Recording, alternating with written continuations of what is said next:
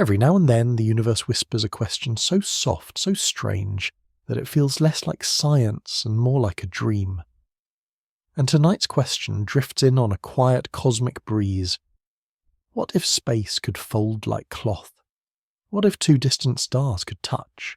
What if the universe hid secret doorways, tunnels through space-time waiting in the dark? These gentle, impossible paths are what we call wormholes, faint doorways between stars, imagined long before they were ever written into physics. Welcome to AstraFlow.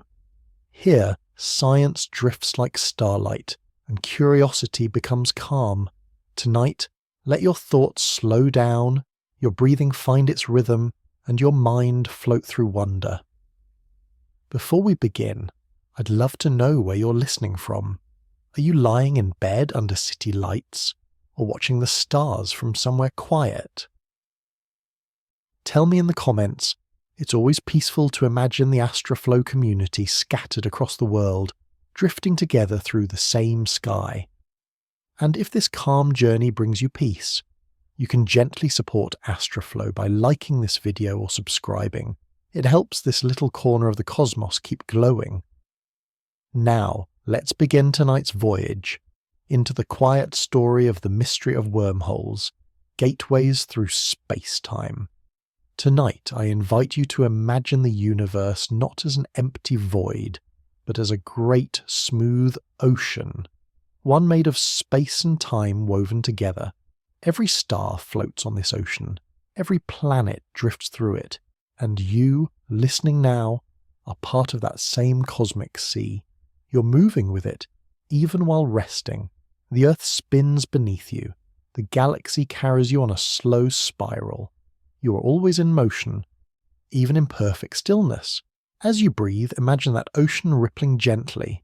A soft curve here, a dip, a wave, a fold.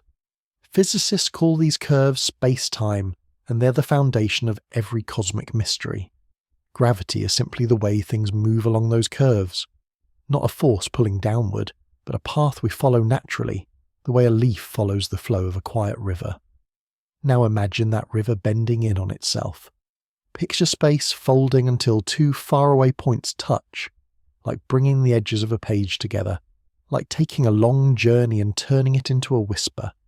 That is the essence of a wormhole, a shortcut shaped by the geometry of existence.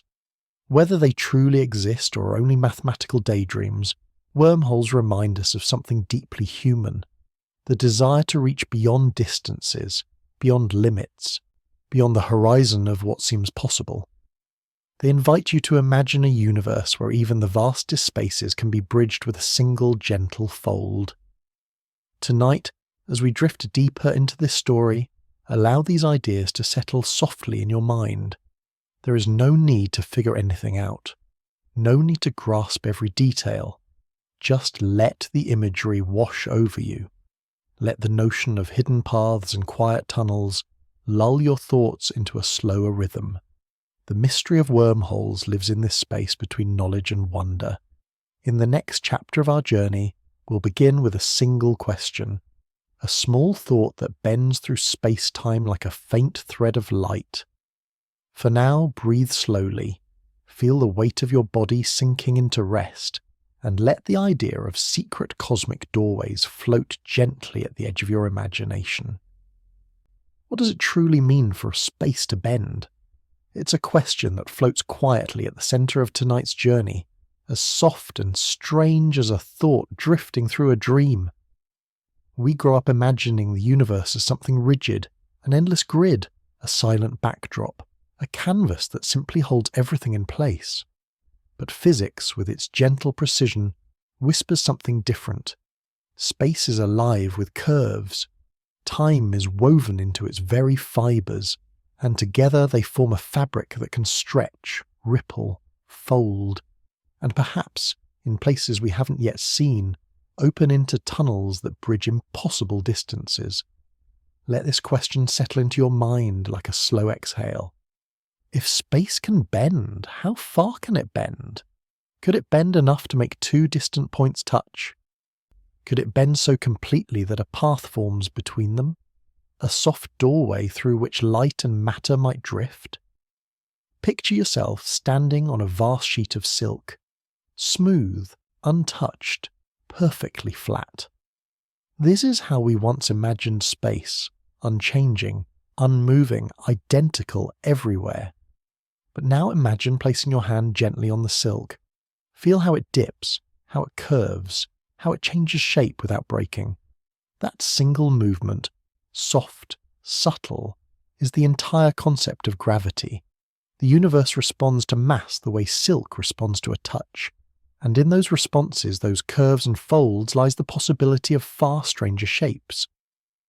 The idea of wormholes begins not with wild imagination, but with this simple truth: space is flexible, and anything flexible can, under the right conditions, fold.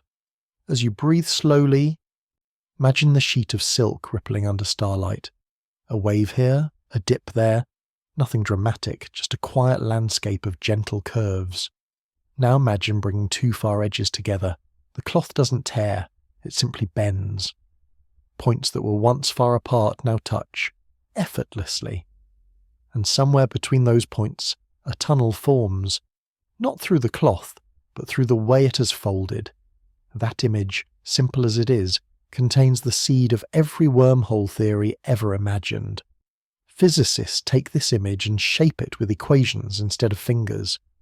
They use numbers to describe curves, symbols to describe distance, and geometry to reveal secrets hidden in the fabric of reality. And when they do, something remarkable appears. Solutions, mathematical doorways, that suggest shortcuts may be possible. Tonight, we won't rush toward answers. Instead, we drift through the question itself. If the universe can fold, how might it choose to do so? Quietly, rarely, everywhere on scales too small for us to see? Or only in distant places where gravity grows fierce and space-time tightens like a knot? Let those thoughts swirl slowly, like leaves circling in a calm eddy of water. There is no need to grasp every idea. You're not here to solve physics. You're here to float in the wonder of it, to let the possibility of these strange pathways soothe your mind, the way watching clouds drift can calm a busy day. The question that guides us tonight is gentle, and it has no urgency. In the next part of our voyage, we'll widen the lens, looking softly across the entire landscape of wormhole science, laying out the foundations of what we're about to explore. For now, rest in the quiet curiosity of a universe that bends. Before we drift deeper into tonight's journey, let's unfold a gentle map, a soft, wide view of the mystery of wormholes, so your mind can wander comfortably through the shapes and ideas that will follow.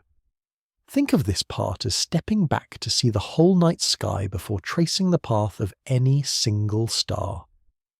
Wormholes begin with a simple idea. Space and time are not separate. They blend into something smooth, something flexible, something that can stretch and curve and twist. Physicists call it spacetime, and everything, planets, stars, even light, moves within its flowing geometry. Imagine a river so vast that galaxies drift upon it like petals. The currents of this river are what we call gravity. When Einstein described gravity as curvature, he quietly changed our entire view of the universe. Suddenly, space was no longer a rigid stage. It became a living landscape, one where valleys, slopes, and tunnels could form, not physical tunnels carved through rock, but geometric ones shaped by mass, energy, and motion. In this landscape, the seeds of wormhole theory were planted. A wormhole, in the simplest sense, is a shortcut. A bridge, a tunnel through space-time that links two places that would otherwise be unimaginably far apart. Some might connect two distant stars, some might link galaxies, and some, in the most daring interpretations, could even connect two different moments in time. But wormholes are not like doorways in a hallway. They're delicate theoretical solutions to equations. They arise from the mathematics of curved space-time, almost like shadows cast by possibilities. When scientists solve Einstein's equations in certain ways, a structure with two mouths and a connecting throat, appears, a tunnel shaped not by stone, but by geometry itself. Yet wormholes also come with challenges. Many versions would collapse instantly. Others require exotic forms of matter to remain open. Some appear only in the fleeting foam of quantum space, tiny, brief, and impossible to travel through. And still, despite all these obstacles, the idea remains. The universe might contain pathways more mysterious than anything we've ever walked. Tonight we will explore wormholes not as sensational objects, but as calm possibilities, as shapes in the fabric of reality, as metaphors for connection, distance, curiosity, and the human longing to reach beyond what is near. We'll drift through the early mathematical bridges Einstein first imagined, the role of black holes as potential gateways, the need for exotic matter to hold a wormhole open, the quantum ideas that link wormholes and entanglement, the philosophical reflections that echo through this mystery, time, infinity, memory, and meaning. All of it slowly, all of it gently, each idea unfolding like a soft ripple on water. There is no rush. Physics is often portrayed as sharp and precise, but beneath the equations lies something deeply peaceful, a desire to understand how everything flows. That's the spirit we follow tonight. As you rest, imagine this map not as a rigid diagram, but as a constellation, each point of light a topic, each line connecting them a breath. We will move from star to star at a pace that feels like drifting. In the next section, we begin the true journey, stepping onto the fabric of space-time itself, the foundation upon which wormholes arise. For now, breathe softly and hold the entire mystery in your mind like a horizon waiting to be explored. Before wormholes, before shortcuts, before tunnels through the impossible, we begin with the quiet truth that makes them thinkable at all. The universe has a fabric, a texture, a softness, a way of curving and bending that allows every mystery in physics to exist. Tonight, imagine that fabric as a calm, dark ocean, smooth, continuous, holding everything that ever was and everything that ever will be. This ocean is called space-time, and you are floating inside it right now. Most of us grow up imagining space as empty and time as a ticking clock. But in the universe's deepest description, they're different forms of the same thing. Two threads woven together into a single silent sheet. When you move through space, you also drift through time. When gravity pulls, it isn't a force tugging downward. It's a gentle slope in the fabric beneath your feet.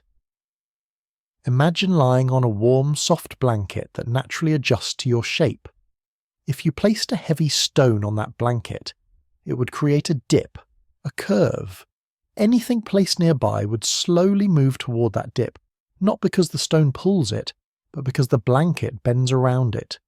This is how stars shape space, how planets shape space, how even you, though very slightly, shape space simply by existing. Take a slow breath and imagine these curves spreading out like waves around every object. Smooth, continuous, gentle.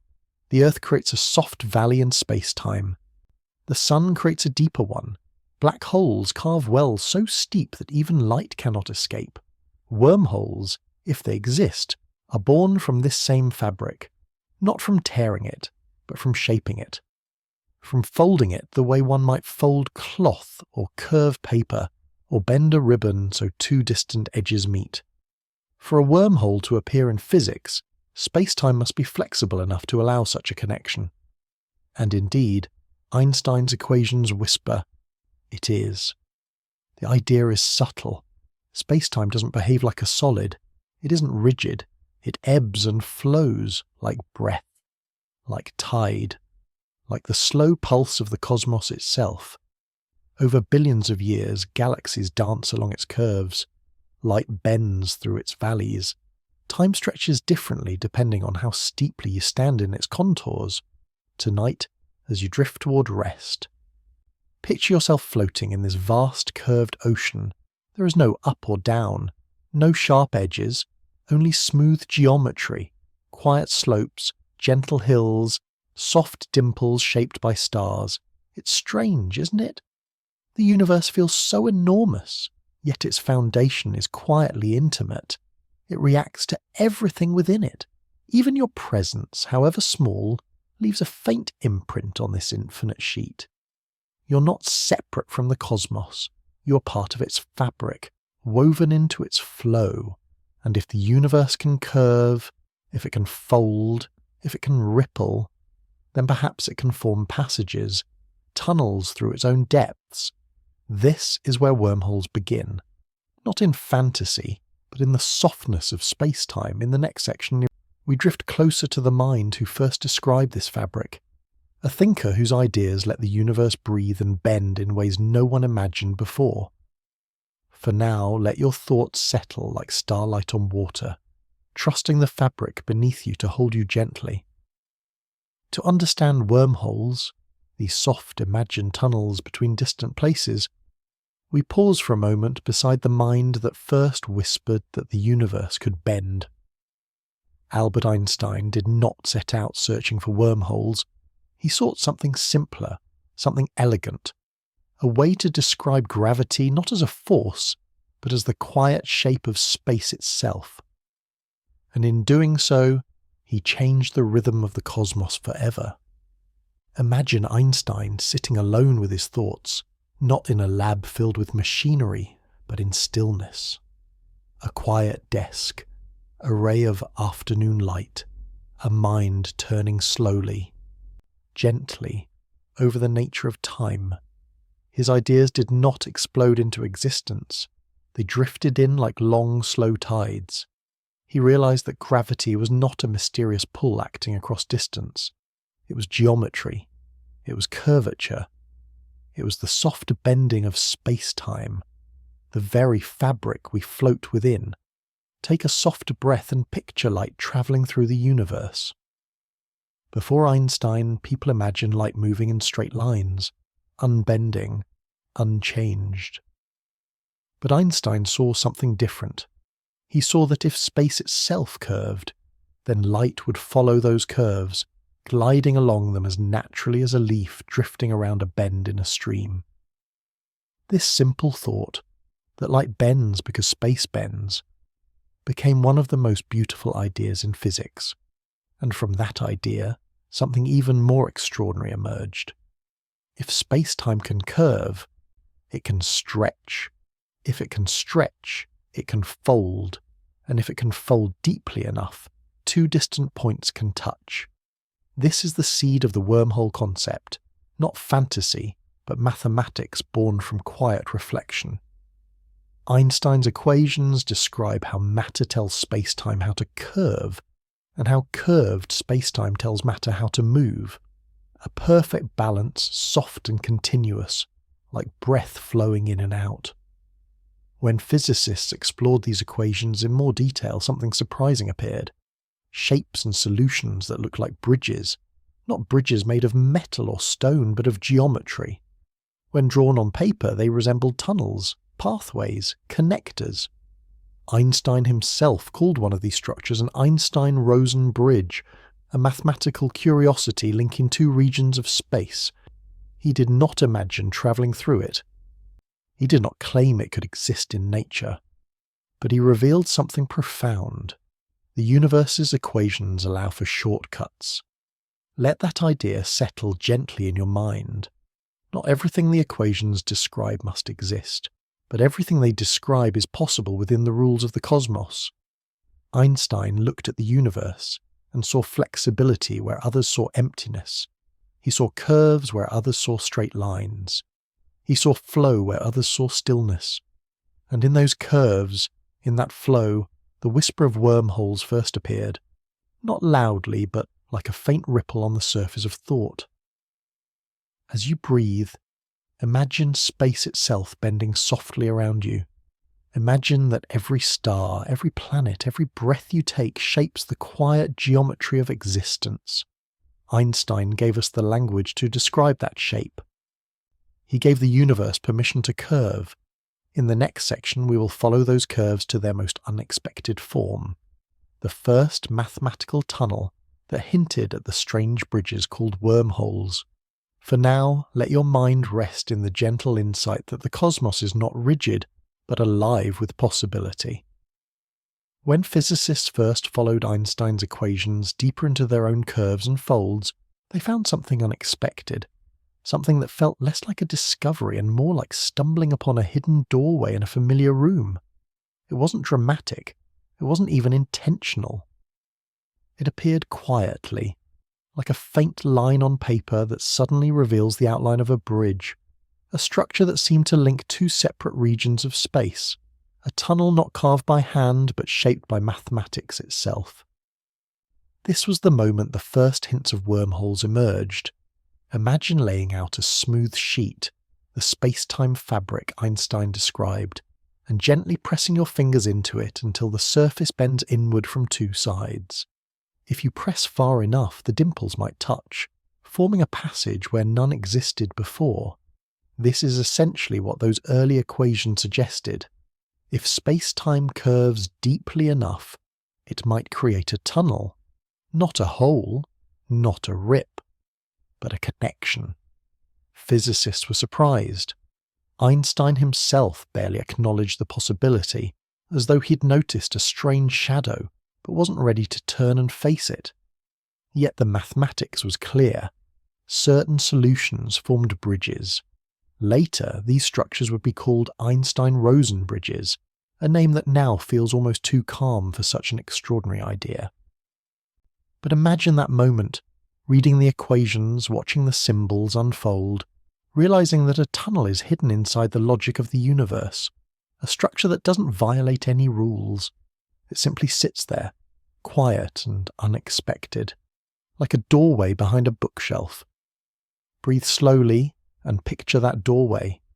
The first mathematical bridge wasn't traversable. It didn't let anything pass through.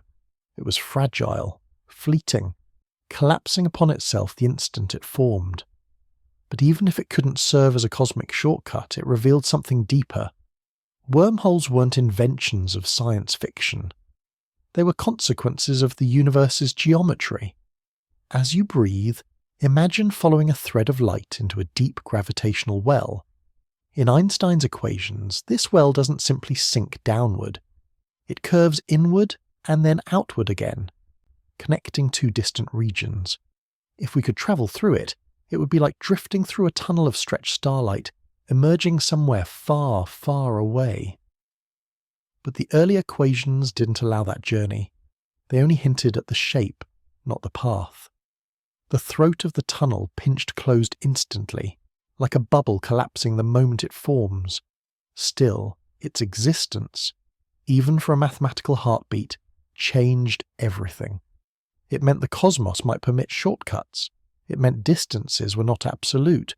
It meant that space, under the right conditions, could link itself in unexpected ways. And within that possibility, countless questions began to unfold. If a bridge could exist briefly, could it be stabilized? If it collapsed instantly, could something hold it open? If two regions of space could connect, could two times connect? The early physicists didn't yet have answers. They only had shapes, gentle, theoretical tunnels emerging from curved geometry, like soft impressions in space-time. But those shapes opened the door to a century of exploration, curiosity, and quiet wonder. In the next section, we'll step fully into that first-name structure, the Einstein-Rosen bridge, and explore the gentle, surprising details of how a black hole's geometry can hint at a tunnel through the universe. For now, let the idea drift softly in your mind. Sometimes, the universe reveals its most mysterious pathways not through observation, but through the quiet precision of thought. The first true vision of a wormhole, quiet, mathematical, and impossibly elegant, arrived in 1934. When Albert Einstein and his collaborator Nathan Rosen explored a peculiar feature of black hole geometry, they weren't searching for shortcuts. They weren't imagining travel to distant galaxies or tunnels through space-time. They were simply trying to understand what happened deep inside a black hole's strange gravitational well. But sometimes, the universe reveals its deepest secrets when we look closely at one thing and accidentally discover another.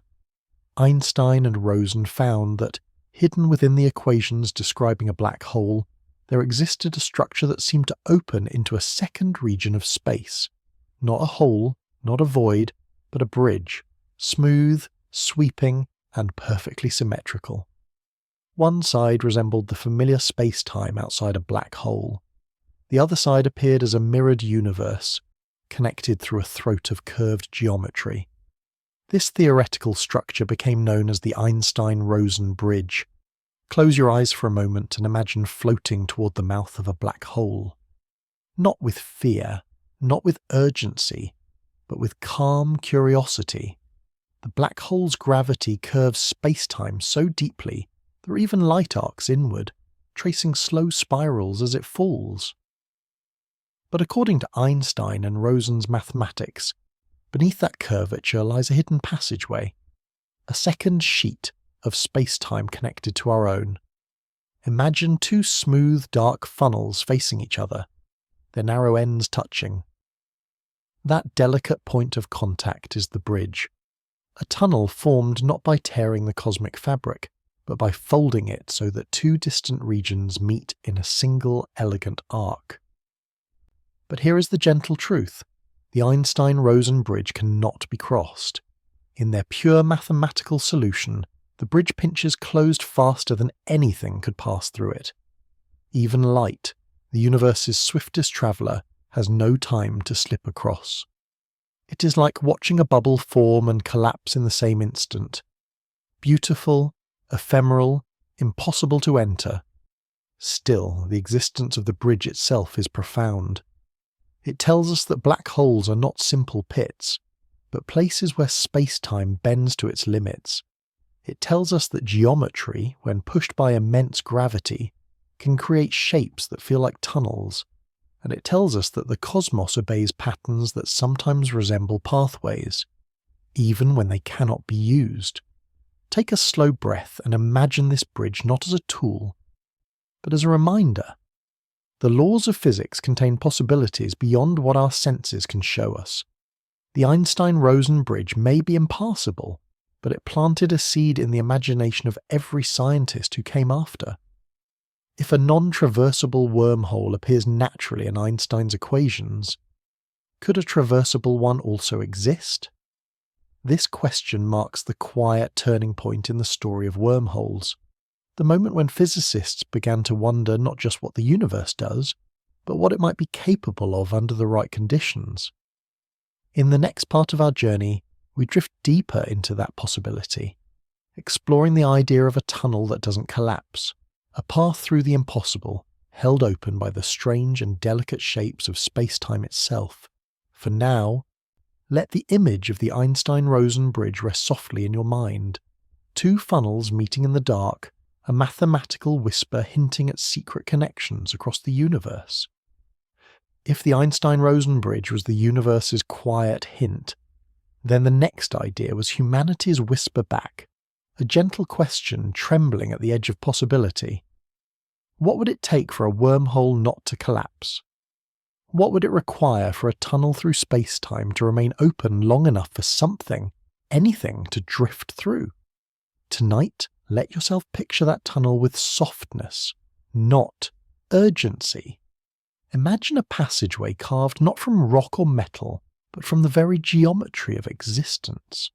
A throat of space-time, smooth and curved like the inside of a seashell, silent, dimly lit by the glow of distant, distorted stars. A place where gravity flows in strange directions, and time itself stretches and relaxes like a deep breath. This is the idea of a traversable wormhole, a tunnel through the impossible. To understand it, imagine taking the same fabric of the universe metaphor we've been using and folding it again. Bring two distant points closer, let them touch, and then imagine keeping the space between them open, not pinched shut like the Einstein-Rosen bridge, but held wide by some gentle force. The tunnel would not collapse. Instead, it would stay open, like a corridor shaped entirely by curvature. But here lies the first paradox. Nothing in ordinary physics seems able to hold it open. Gravity wants to close the tunnel the instant it forms. Space wants to flatten itself out.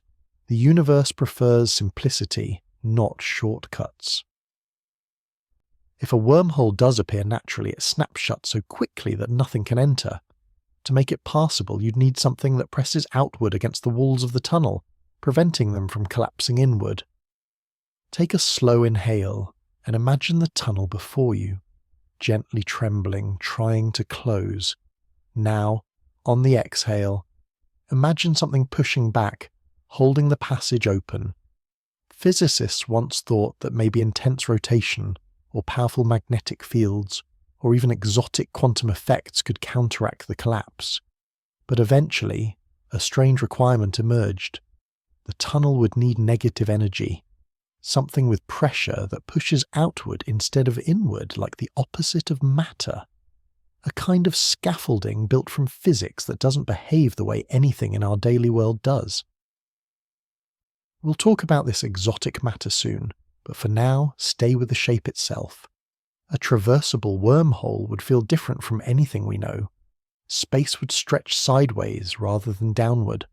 Light from the far end would shine through faintly, distorted like reflections seen through rippling water. And time inside the tunnel might not match the time outside. Seconds could stretch or shrink, drifting in slow currents. You could enter at one moment and emerge in another, with the tunnel acting as both bridge and river. But despite its strange beauty, the traversable wormhole remains hypothetical, a dream, a soft mathematical silhouette on the horizon of modern physics. It is allowed by the equations, but only if conditions are perfect, balanced in fragile, delicate ways. And yet the idea persists. Not because we expect to build such tunnels someday, but because they reveal something profound. The universe is not limited to what we can easily imagine. It contains shapes of possibility far beyond our senses. It invites curiosity, gently reminding us that every unanswered question is a doorway of its own. In the next section, we will step closer to the cosmic giants that may hide these tunnels at their cores, black holes, and the idea that they could act as silent gatekeepers to the deepest mysteries of space-time.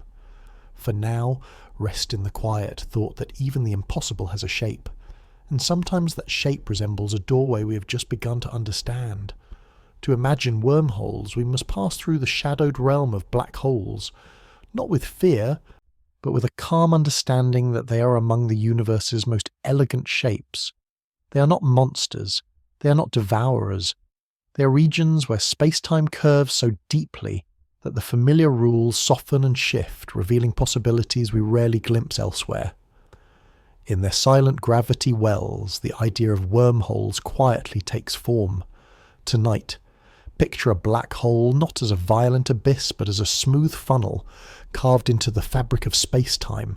The deeper the funnel goes, the steeper its walls become, until even light cannot climb back out. Yet the surface of this cosmic funnel, the event horizon, is perfectly calm. No turbulence, no chaos, just geometry folding inward with serene intensity. Let your breath match that image. Slow, steady, deep. Black holes are often imagined as endings, but mathematically, they can also be beginnings, openings into structures we cannot see.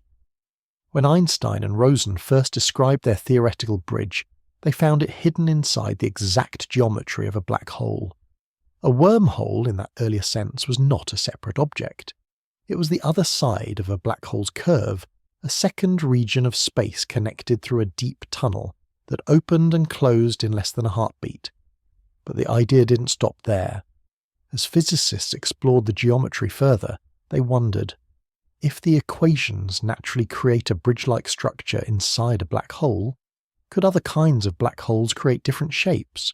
Could rotation twist space-time into new forms? Could charged black holes stretch the tunnel longer before collapse? Could the most extreme gravitational environments hide doorways that last more than a fleeting instant? No one knows for certain. But each possibility invites a moment of gentle wonder. Imagine a rotating black hole, a Kerr black hole, spinning so fast that space-time swirls around it like water around a drain. In its mathematics, the interior is not a simple funnel. It becomes a spiral, a passage, a layered geometry where paths may fold back on themselves. Some solutions even suggest open corridors, though fragile and unstable. Then imagine a charged black hole, a Reissner-Nordstrom black hole, whose geometry forms two horizons, like nested shells of curved space-time. Between those shells, the equations reveal a region where a tunnel-like structure might slowly emerge before collapsing again. These are not places we expect to visit. They are not predictions. They are possibilities, shadows cast by the way gravity behaves when pushed to its extreme. But in every one of these shapes, one idea repeats. The universe is capable of forming tunnels, even if they collapse, even if they cannot be crossed, even if they exist only in mathematical imagination. Black holes show us the deepest curvature the cosmos can create, and in those curves we glimpse the contours of wormholes, brief, delicate, shimmering like reflections on dark water. As you breathe, imagine drifting near the event horizon from a safe, impossible distance. Not falling, not spiraling, just observing. Feeling the calm gravity stretch the surrounding light into elegant arcs. In that stillness, you might sense why wormholes are linked to black holes. Both reveal how profoundly space can bend. In the next section, we move toward the challenge at the heart of this mystery, the tendency of wormholes to collapse, and the quiet question of whether anything could keep them open long enough to allow passage. For now, let the image of black holes as silent gatekeepers settle gently into your mind, like distant mountains outlined under moonlight. Every time physicists tried to imagine a wormhole not just as a mathematical curiosity, but as a possible passage, they ran into the same quiet, unyielding truth. Wormholes collapse. Not sometimes, not under special conditions, but always, instantly and completely. Like a bubble popping the moment it forms, like a doorway slamming shut before anyone can step through. This fragility sits at the heart of the wormhole mystery, shaping everything that comes after. Tonight, imagine a wormhole as a delicate tunnel carved into space-time, narrow and shimmering like a soap film between two fingertips. It stretches for only a moment before snapping back to flatness.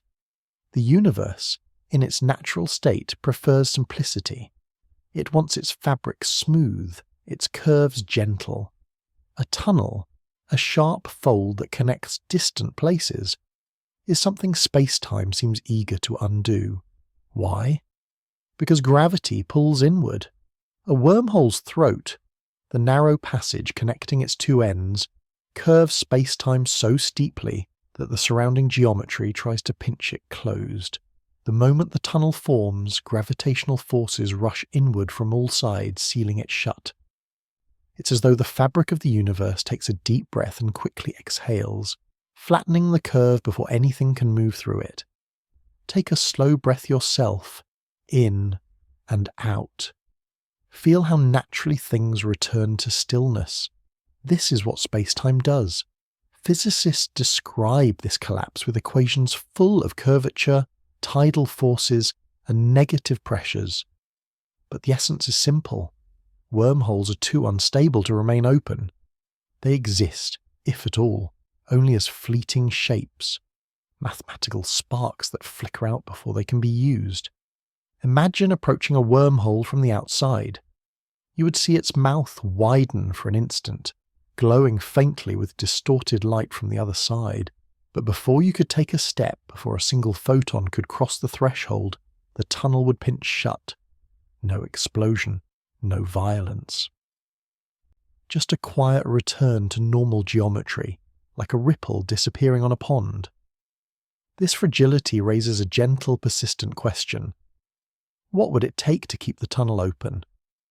Could immense rotation counteract the collapse? Could electric charge create outward pressure? Could some exotic form of energy push back against gravity's inward pull? Physicists explored each of these possibilities. Rotation helps, but not enough. Charge stretches the tunnel, but only for moments. Natural forces, no matter how extreme, cannot hold the throat open. The inward pull of curvature is simply too strong. And so, the collapse becomes not a failure but a clue.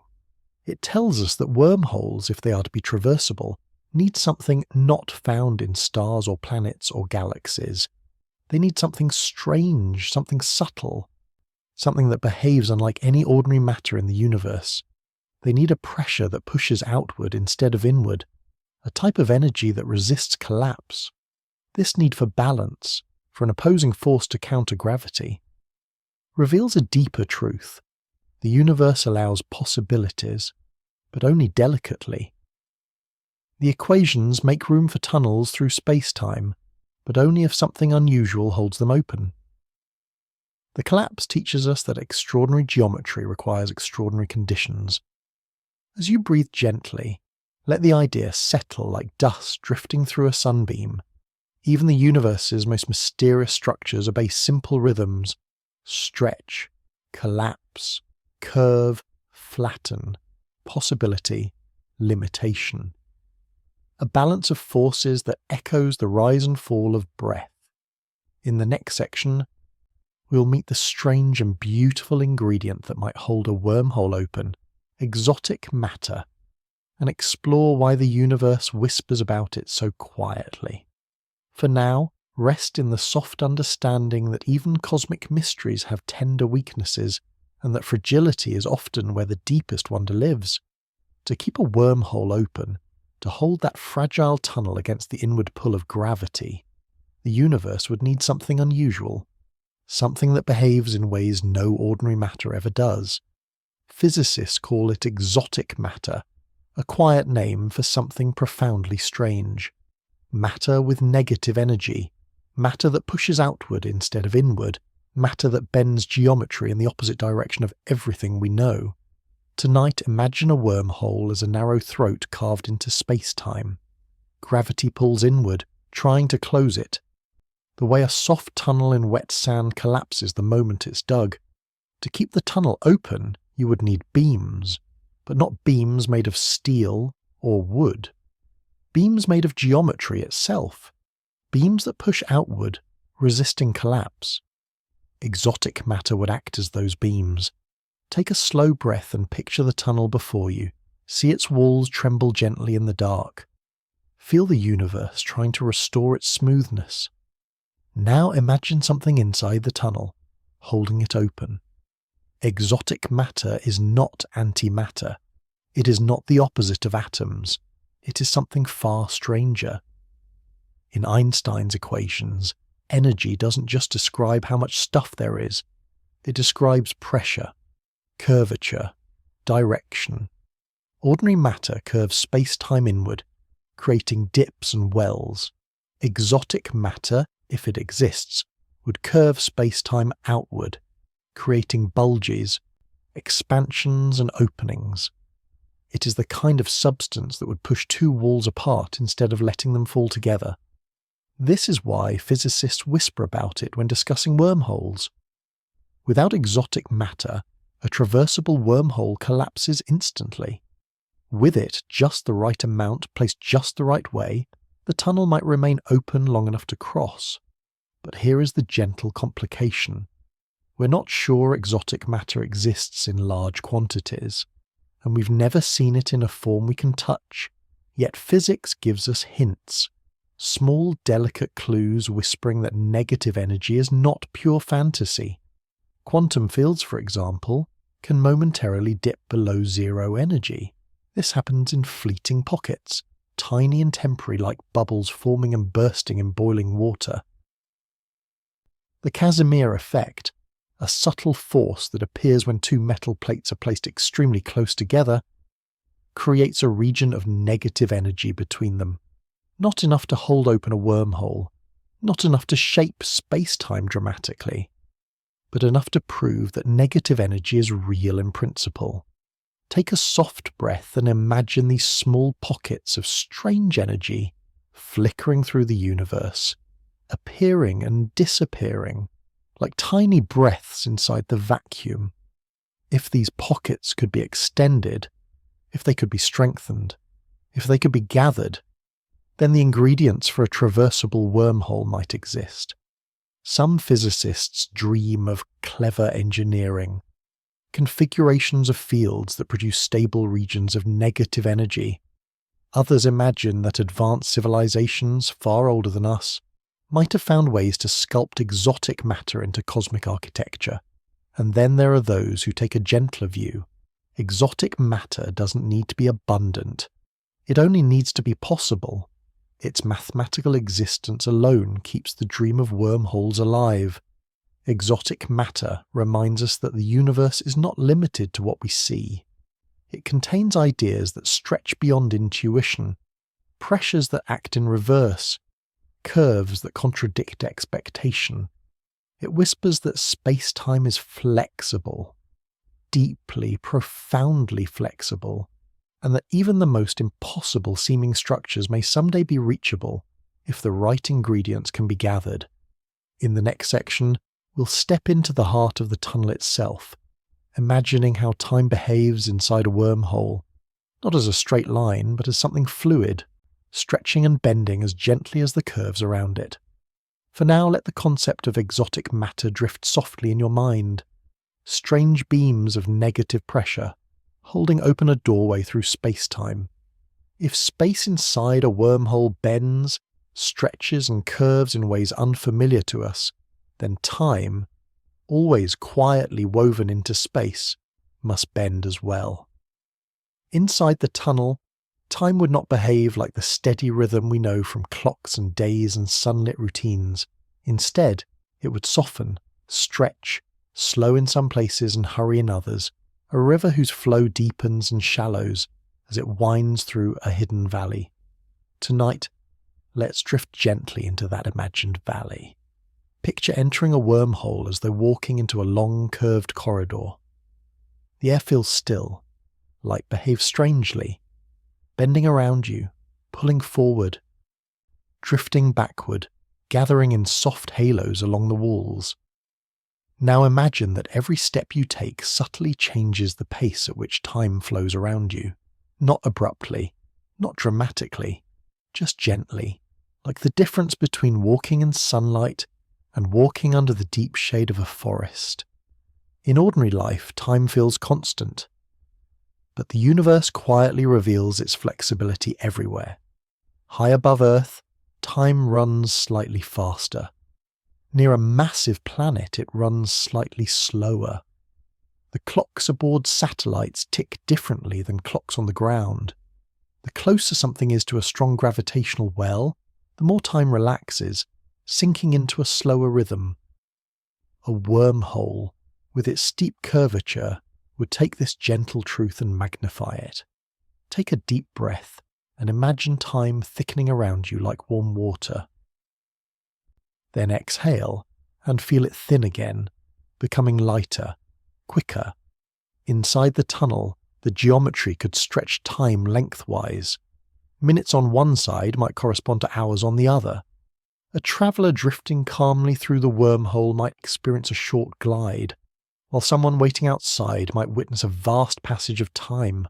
Or the opposite, the traveller might feel hours, while the outside world sees only minutes. None of this is certain.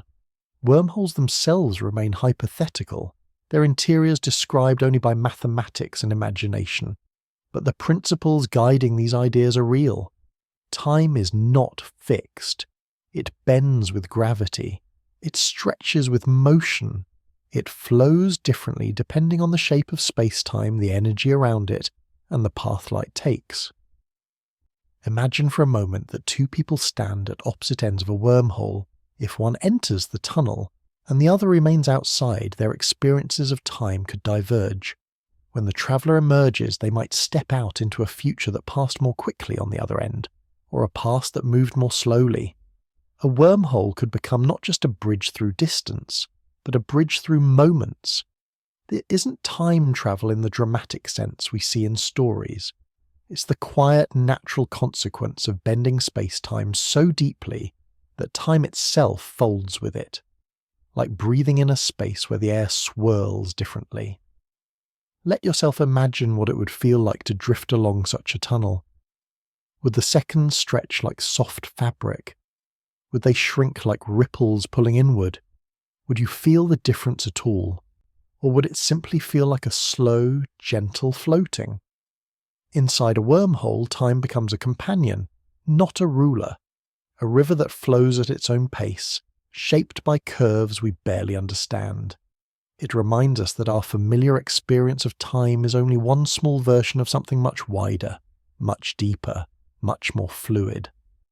In the next section, we will explore what happens when a wormhole connects not just two places, but two eras, creating strange and beautiful possibilities for crossing not only distance, but time itself. For now, let the idea settle softly. Time is not rigid. It flows. It bends. And in the deepest tunnels of space-time, it might behave like a quiet dream. If a wormhole can link two distant places, then it can also, under the quiet rules of relativity, link two different moments. Not because the tunnel is magical, and not because the universe breaks its own laws, but because time itself flows differently for objects in different conditions. And if each end of a wormhole experiences time in its own gentle rhythm, then the tunnel may not only bridge space, it may bridge eras. Tonight, let's drift slowly into that possibility. Imagine the two mouths of a wormhole as twins, born at the same instant. At the beginning, both mouths sit in the same moment, the same cosmic heartbeat. But now imagine one mouth being moved, carried aboard a spaceship that accelerates, loops around a massive star, or drifts at high speed through the galaxy. The other mouth remains still. They stay connected by the tunnel, but each mouth experiences time differently. One moves through a slower river of seconds, the other through a quicker one. Now picture the spaceship returning, placing the wandering mouth back beside the one that stayed behind. In ordinary space, the two mouths would simply reflect the time differences, one traveller older, one younger. But wormholes complicate this softness in a beautiful way, because the tunnel connects their interiors directly. The time separation becomes a kind of gentle twist inside space-time itself. You could enter one mouth at a given moment, drift through, and emerge from the other mouth into a different era. Not a violent jump, not a paradoxical explosion, just a quiet stepping through two regions where time has flowed differently. Breathe softly and picture it like stepping across a threshold between two rooms lit by different sunsets. One glows gold, the other glows violet. Both exist. Both are real. But the light that fills them comes from different hours. In this sense, wormholes offer something close to time travel, not in the fantasy of rewinding history or rewriting fate, but in the calm reality of relativity. Time is relative, and anything that links two differently flowing frames of time becomes a pathway between them. If one mouth aged 10 years and the other only 1, then walking through the wormhole would feel like walking from the past into the future. Reverse the motion, and you could step from the future back into an earlier moment. These transitions wouldn't feel like teleportation or shock. They would feel like drifting through a corridor whose ends are simply not synchronized.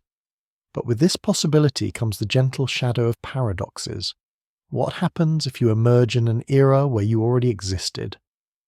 Could information travel in loops? Could events fold back into themselves or drift forward twice?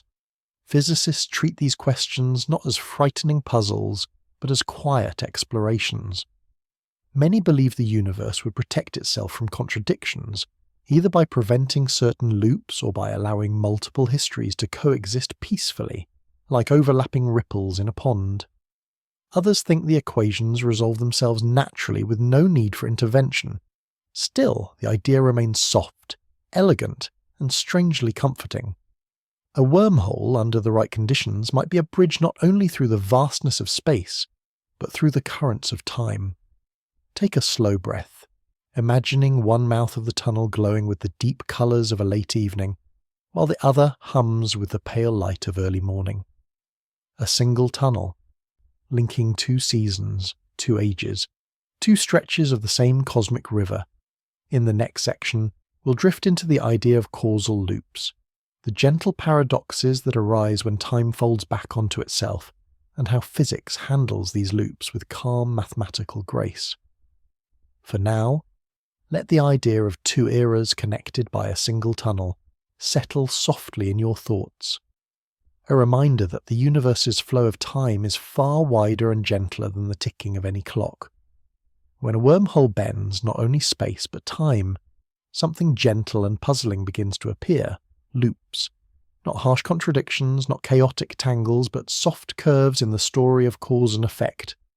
Time, normally imagined as a straight path, becomes a spiral, a circle, a quiet loop in which an event might influence itself in subtle, almost poetic ways. Tonight, let's drift slowly into this idea, not as a riddle to solve, but as a shape to observe, the way one might watch ripples spread across a still lake. Imagine you're holding a small note in your hand. You step through a wormhole, emerging a few minutes earlier than when you left. You place the note on a table, and moments later, your past self finds it. Who wrote the note? You did, but only after reading it. The information forms a loop floating between two moments, with no clear beginning. At first glance, this seems impossible, but in physics, loops like this do not necessarily break the rules, they simply soften them. Take a slow breath, and imagine time no longer as a line, but as a ribbon gently folding back onto itself. In a causal loop, the universe allows an event to be both cause and effect of itself, not through contradiction, but through consistency. If you place the note because you found it, and you found it because you placed it, then the loop supports itself quietly. Nothing changes. Nothing breaks. The universe remains whole. Physicists call this the Novikov self-consistency principle, the idea that the universe naturally avoids contradictions, guiding events into patterns that remain stable even when time bends. If a wormhole enables a loop, the loop will simply be consistent, gentle, self-contained, like a melody that resolves into the same chord it began with. Picture a leaf floating in a circular eddy of water. It drifts, loops, returns to the same point, and continues drifting. Nothing about this is unnatural. It's just a shape water sometimes forms. Causal loops are the same. Shapes time sometimes forms when space-time bends deeply enough. Let your thoughts drift through another example. Suppose a scientist learns a piece of future knowledge by stepping through a wormhole. She uses that knowledge to inspire her younger self, who later grows up to discover that exact insight. The idea never had a true beginning. It simply flowed in a loop between two moments. The loop is not a paradox. It's a ripple in the river of time. This raises soft philosophical questions. If information can loop, where does it originate? If events can influence themselves, what does before truly mean? Is time a sequence or a pattern? These questions do not disturb the universe. They simply invite curiosity. Importantly, causal loops do not allow contradictions. You cannot change the event that created the loop, not because the universe forbids freedom, but because the loop must remain self-consistent. Every action you take inside it becomes part of the loop that already existed. It is like walking through a memory you have always had, even if you only just created it. Take another slow breath. There is a gentle beauty in this idea that time in its deepest shapes may fold into graceful curves, preserving harmony rather than breaking it. Wormholes remind us that our everyday sense of before and after is only a small thread woven into a much larger tapestry. In the next section, we'll drift away from equations and into imagination, using the visual language of film to understand wormholes through something many have seen, but few have explored deeply: the cinematic interpretation of these cosmic tunnels. For now, let the idea of time loops settle softly, like a feather drifting in a circular breeze. When most people picture a wormhole, a shimmering sphere in space, a tunnel stretching into darkness, a doorway framed by stars, they are often imagining an image shaped gently by film. And perhaps the most influential of these cinematic visions comes from Interstellar, not because it offers a literal depiction, but because it captures something important: the feeling of a wormhole, the quiet awe, the soft bending of light, the way such a structure might glow, curve and hum in the vastness of space. Tonight, let's drift through that interpretation, not to analyse the movie, but to use its imagery as a soft meditation on what wormholes might look like if the universe allowed them to form. Take a slow breath and imagine floating in the darkness of space, far from any star, where the quiet is so complete it feels like a soft blanket. Ahead of you hangs a perfect sphere, smooth, reflective, shimmering with the starlight around it. Not a hole, not a whirlpool, a sphere, a doorway wrapped in geometry. This is the beauty of Interstellar's wormhole. It doesn't twist into a violent spiral. It doesn't tear the fabric of space. It simply bends light gently around its surface, like a glass marble held up to the sun. And that calm visual is surprisingly faithful to the physics. A wormhole wouldn't look like a swirling vortex. It wouldn't resemble a drain. It would appear as a sphere, because it is a tunnel through higher dimensional space. What you see, the sphere, is just the mouth. Imagine rolling your fingertips slowly across that surface. Light would distort as though gliding over a curved lens. Stars behind it would stretch and multiply. A distant galaxy might appear twice, once on each side of the sphere, reflected by the curvature of space-time. Gently picture the inside too. Stepping through the sphere, you wouldn't fall or rush. You would glide as though entering a new medium. Not heavier, not lighter, just different. The tunnel would not be lit by lamps or fire, but by the gentle distortion of a light passing through curved geometry. In the film, the tunnel appears smooth, with softly rotating patterns along its walls, not because wormholes must look that way, but because our minds crave a visual anchor for something our senses have never experienced. The swirling shapes represent gravitational shear, the stretching and compressing of space in quiet, rhythmic pulses. Take another slow breath and imagine drifting through such a tunnel. Light bends like ripples across water. Shapes distort softly. Time stretches just a little, and you feel weightless, not because gravity is gone, but because direction itself becomes ambiguous. The beauty of Interstellar lies not in its accuracy alone, but in its willingness to be gentle. It shows a wormhole as something peaceful, quiet, a doorway, not a storm, a bridge, not a threat.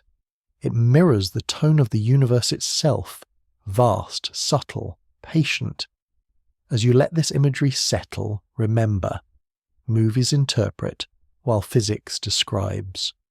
But sometimes, interpretation can help us rest into mystery. Visualizing a wormhole through the soft lens of art allows us to grasp what mathematics alone can't convey. Wonder. Wonder at shapes we've never seen. Wonder at paths we've never walked. Wonder at a cosmos that invites imagination as freely as it invites logic. In the next portion of our journey, we'll continue this soft visualization, drifting into the behavior of light itself, how it bends, folds, and shimmers around a wormhole's entrance, like a halo marking the threshold of the impossible.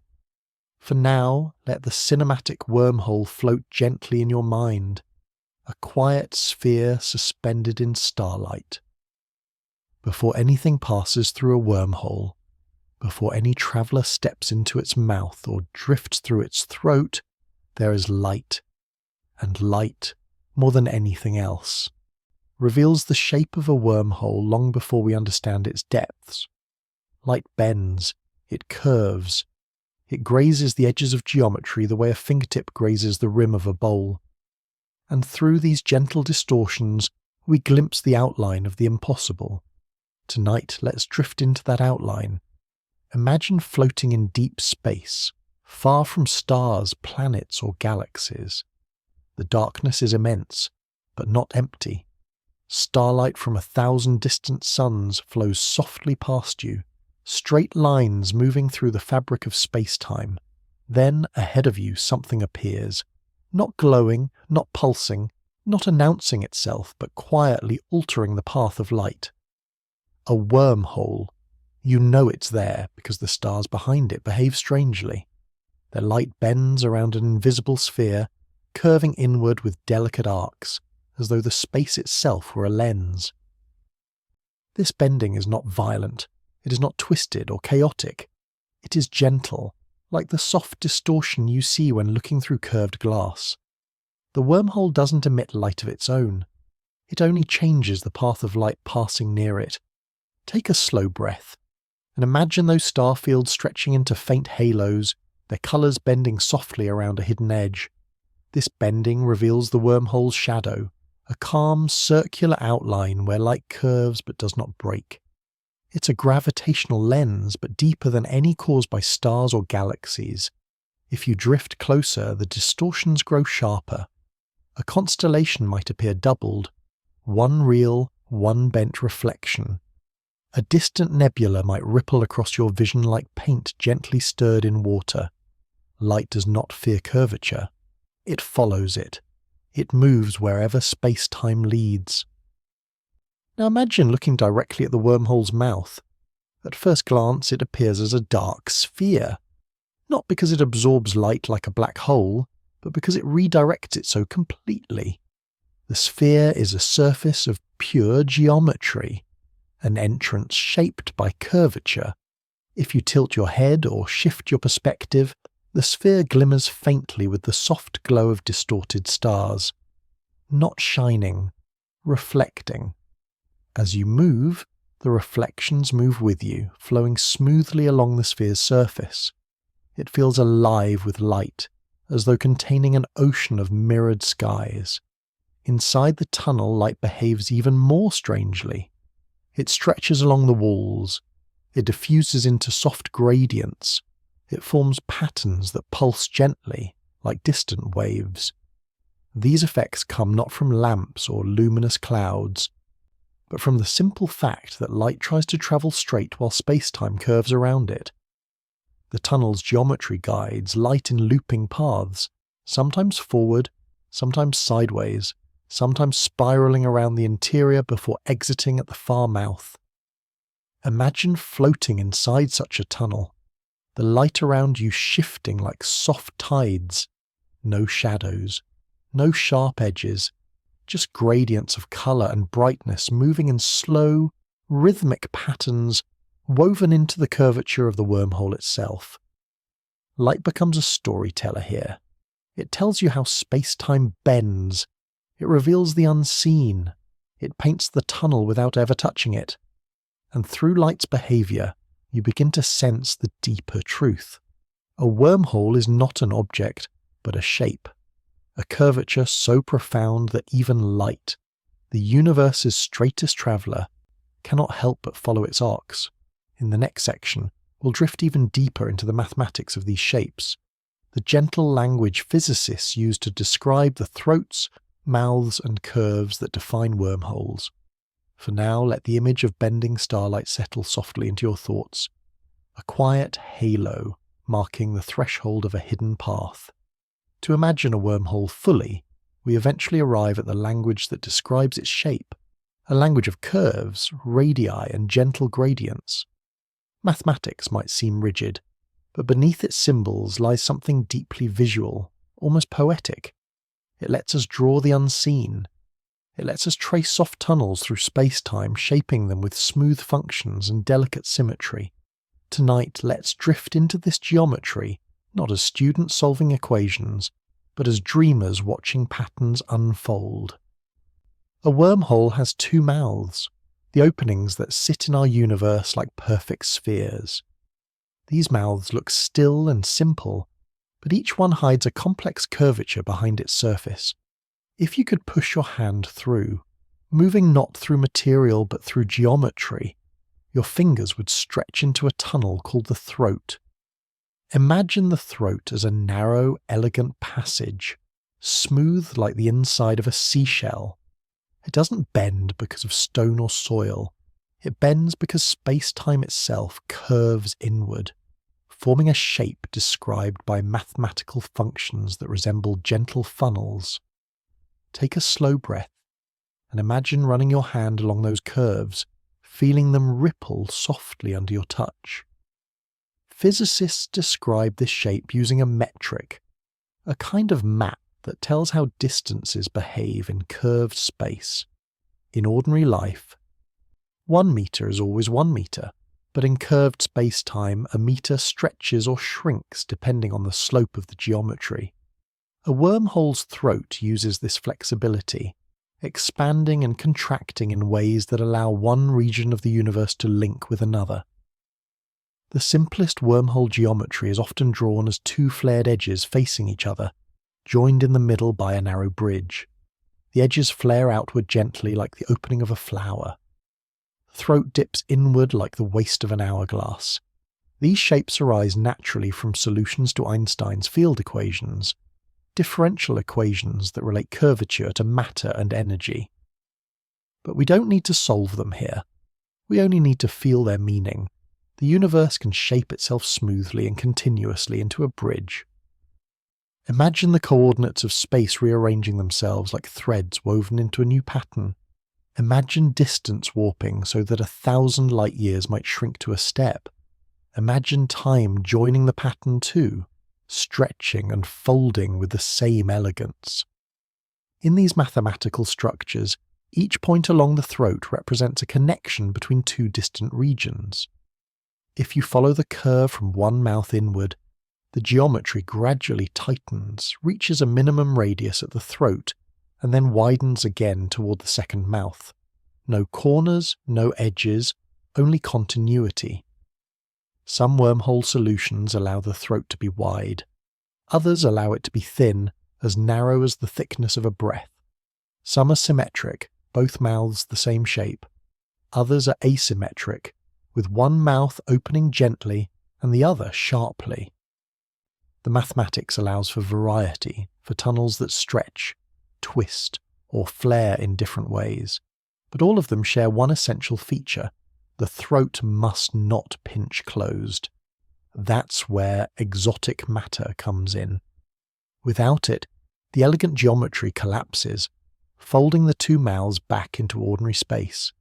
Take another slow breath, imagining the throat held open by negative pressure, a soft force against gravity, supporting the shape from within. In the end, wormhole geometry is more than an equation. It's a meditation on curvature, a reminder that the universe can form structures more fluid and flexible than our senses suggest. A quiet testament to the creativity hidden in the laws of physics. In the next section, we will explore how these tunnels might become truly traversable. Safe pathways, not just mathematical sketches, and what it means for the universe to permit passage through such delicate shapes. For now, let the image of flared mouths and narrow throats settle into your thoughts like smooth rivers meeting in the dark. If the early visions of wormholes were brief sparks, collapsing before light could enter their throats, then the dream of a traversable wormhole is the first steady flame, a shape not only imagined, but shaped with care. A wormhole that could remain open long enough for something to pass through, not violently, not abruptly, but gently, as though drifting along a quiet river of curved space-time. Tonight, let's step softly into that vision. A traversable wormhole is not a fantasy carved from fiction. It is a mathematical possibility, a structure that satisfies Einstein's equations, provided the right ingredients are present. It's a tunnel that doesn't pinch shut, a throat that doesn't collapse, a doorway that remains open like a softly held curtain. Take a slow breath and imagine walking towards such a doorway. The mouth appears as a shimmering sphere, reflecting distant stars. As you approach, the sphere doesn't pull you in like a black hole. There is no violent gravity, no rush. Instead, you feel a gentle neutrality, as though the wormhole is simply an opening in space, neither dragging nor pushing. Crossing its boundary would feel like stepping from one room to another. Inside, the tunnel would be wide enough to drift through comfortably. Not a narrow crack, but a smooth, stable passage.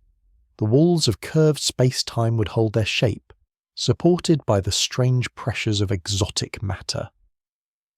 Light would guide your way, not from a lamp, but from the way the tunnel bends illumination from the far mouth, like a soft glow seeping in from another world. You would feel weight, but not direction. You would feel time, but not its usual pace. You would feel motion, but with no resistance. Physics demands certain conditions for this gentle experience. 1. The tunnel must be stable. Its geometry must remain open long enough to cross. This requires negative energy or exotic matter to counter gravity's inward pull. 2. The throat must be wide. A narrow throat collapses easily. A wider one provides less curvature stress, like a calm river instead of a narrow whirlpool. 3. There must be no event horizon. An event horizon would trap anything entering. A traversable wormhole must allow entry and exit freely, without one-way boundaries. 4. The journey must be smooth. Curvature must remain below destructive levels. No tidal forces stretching you. No abrupt gradients. Just gentle geometry. Imagine drifting through this tunnel like floating along a long, curved hallway made of moonlit glass. The path would not feel straight, even if the tunnel's geometry is. You might sense slight bends, shifts in light, and subtle ripples as space-time guides you gently from one region of the universe to another.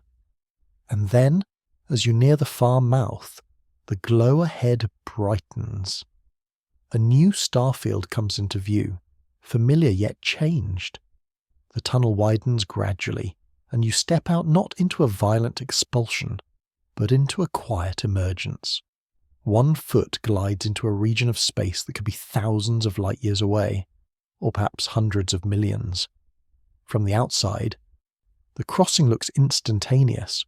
From the inside, it feels like drifting through a dream, a passage through geometry rather than through distance. Some theories even suggest that traversable wormholes could be engineered. Others propose that ancient cosmic processes might produce them naturally, rare as pearls hidden in an ocean of stars. But whether they exist or not is almost beside the point. Their beauty lies in the possibility they represent, that the universe contains shortcuts woven into its deepest fabric.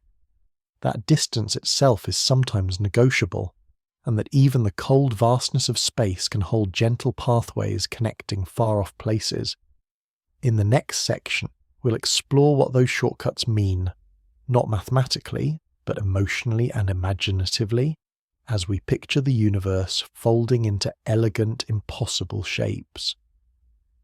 For now, rest with the image of a tunnel you could drift through safely, a passage held open by the strange physics of possibility. If a traversable wormhole could hold itself open, stable, quiet, curved like a soft tunnel through the universe, then something remarkable follows. Distance, that vast and stubborn barrier separating star from star, would become flexible. What once required millions of years of travel could shrink into a single gentle passage. The universe, so impossibly large, would reveal the faint outline of hidden routes, cosmic shortcuts, silent highways through the stars. Tonight, let's drift into that possibility. Close your eyes for a moment and imagine the Milky Way as a great spiral of starlight, its arms spread wide like flowing ribbons. Between its glowing clusters lie oceans of darkness so vast that even light needs tens of thousands of years to cross them. In this scale, everything feels impossibly far. Even our nearest neighbouring star, Proxima Centauri, sits more than 4 light-years away, a journey beyond any current spacecraft, a border we can only observe from afar. But now imagine folding that great spiral ever so gently, just enough that 2 distant regions brush together, just enough that a tunnel forms between them. Suddenly distance becomes a shape rather than an obstacle. Take a slow breath, and picture stepping into such a shortcut. You drift forward, feeling the geometry curve around you. The long journey collapses inward. The immense emptiness between stars becomes a soft, curved path. And when you emerge, you find yourself floating near a completely different region of the galaxy. A place that would have taken lifetimes to reach by conventional travel. This is the promise of wormholes. Not breaking the speed of light, not disobeying physics, but redefining distance.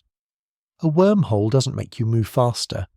It makes the space you travel across smaller. Like taking 2 distant pages of a book and pressing them together so you can step from one to the other. In the gentle language of physics, wormholes could become star highways. Not roads paved with metal or light, but passages shaped by the geometry of space-time itself. Highways that bypass the slow sweep of stars. Highways that cut across the galaxy with the intimacy of a single step.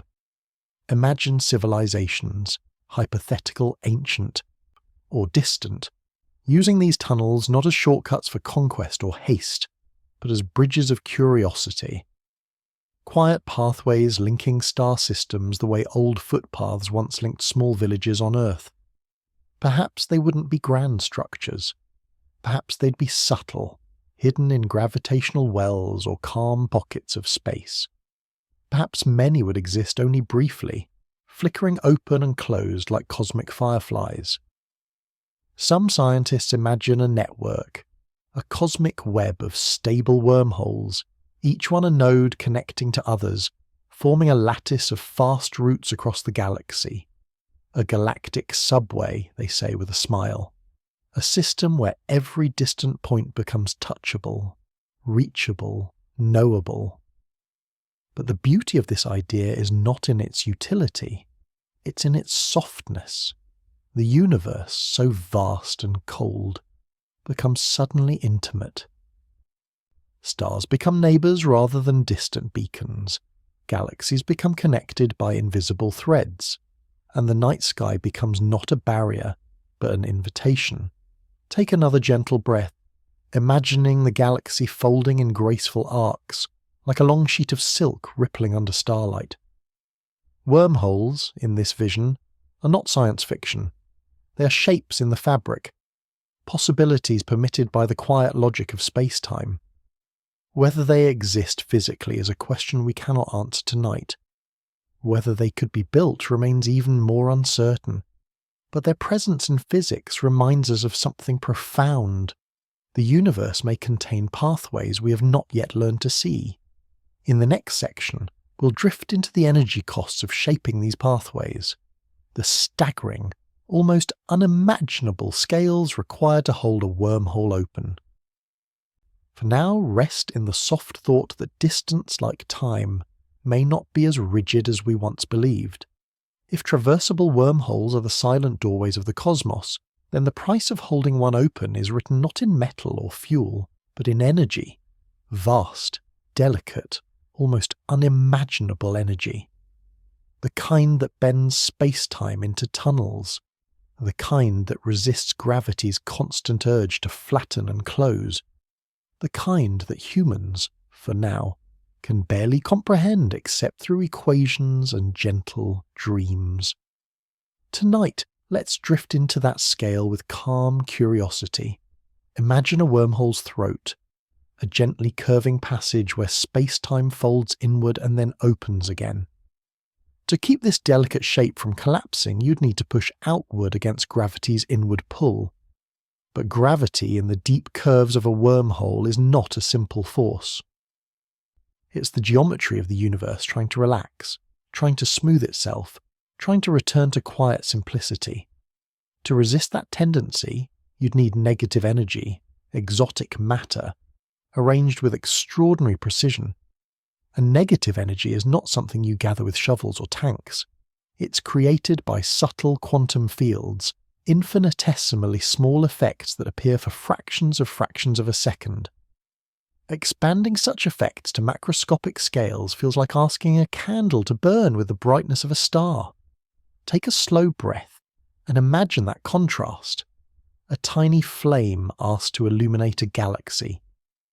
The energy cost of holding a wormhole open is so immense that physicists describe it with metaphors rather than numbers. One estimate suggests you might need the energy equivalent of a star's mass, not as explosion or fire, but as a continuous pressure of negative intensity. Another suggests that the exotic matter required for even a small wormhole could outweigh entire planets. Yet the beauty of these ideas lies not in their practicality, but in their possibility. The equations say, yes, you can build a wormhole, but the cost is enormous, so enormous that it humbles us. Imagine gathering energy until it bends space, not in violent bursts, but in slow, careful adjustments. Think of engineers, perhaps in some distant civilization, coaxing space-time into a tunnel the way a sculptor coaxes form from clay. Not with tools, but with fields, not with hands, but with geometry. The energy they manipulate would hum softly across kilometers. It would press outward against the collapsing throat. It would maintain the shape the way ribs maintain a tunnel. And if the energy flickered, even for a heartbeat, the wormhole would sigh closed instantly, leaving no trace of its former presence. Take another deep breath and imagine the universe breathing with you, each expansion and contraction echoing the delicate balance of forces inside the wormhole. In a sense, wormholes reveal not just the scale of energy required, but the scale of patience. A tunnel through space-time cannot be forced into existence. It must be shaped, held, balanced, tended like a fragile flame in a vast wind. And this, quietly, is why wormholes remain theoretical. Not because they are forbidden, but because the cost of maintaining them touches the edge of the physically possible, yet the very existence of that edge is inspiring.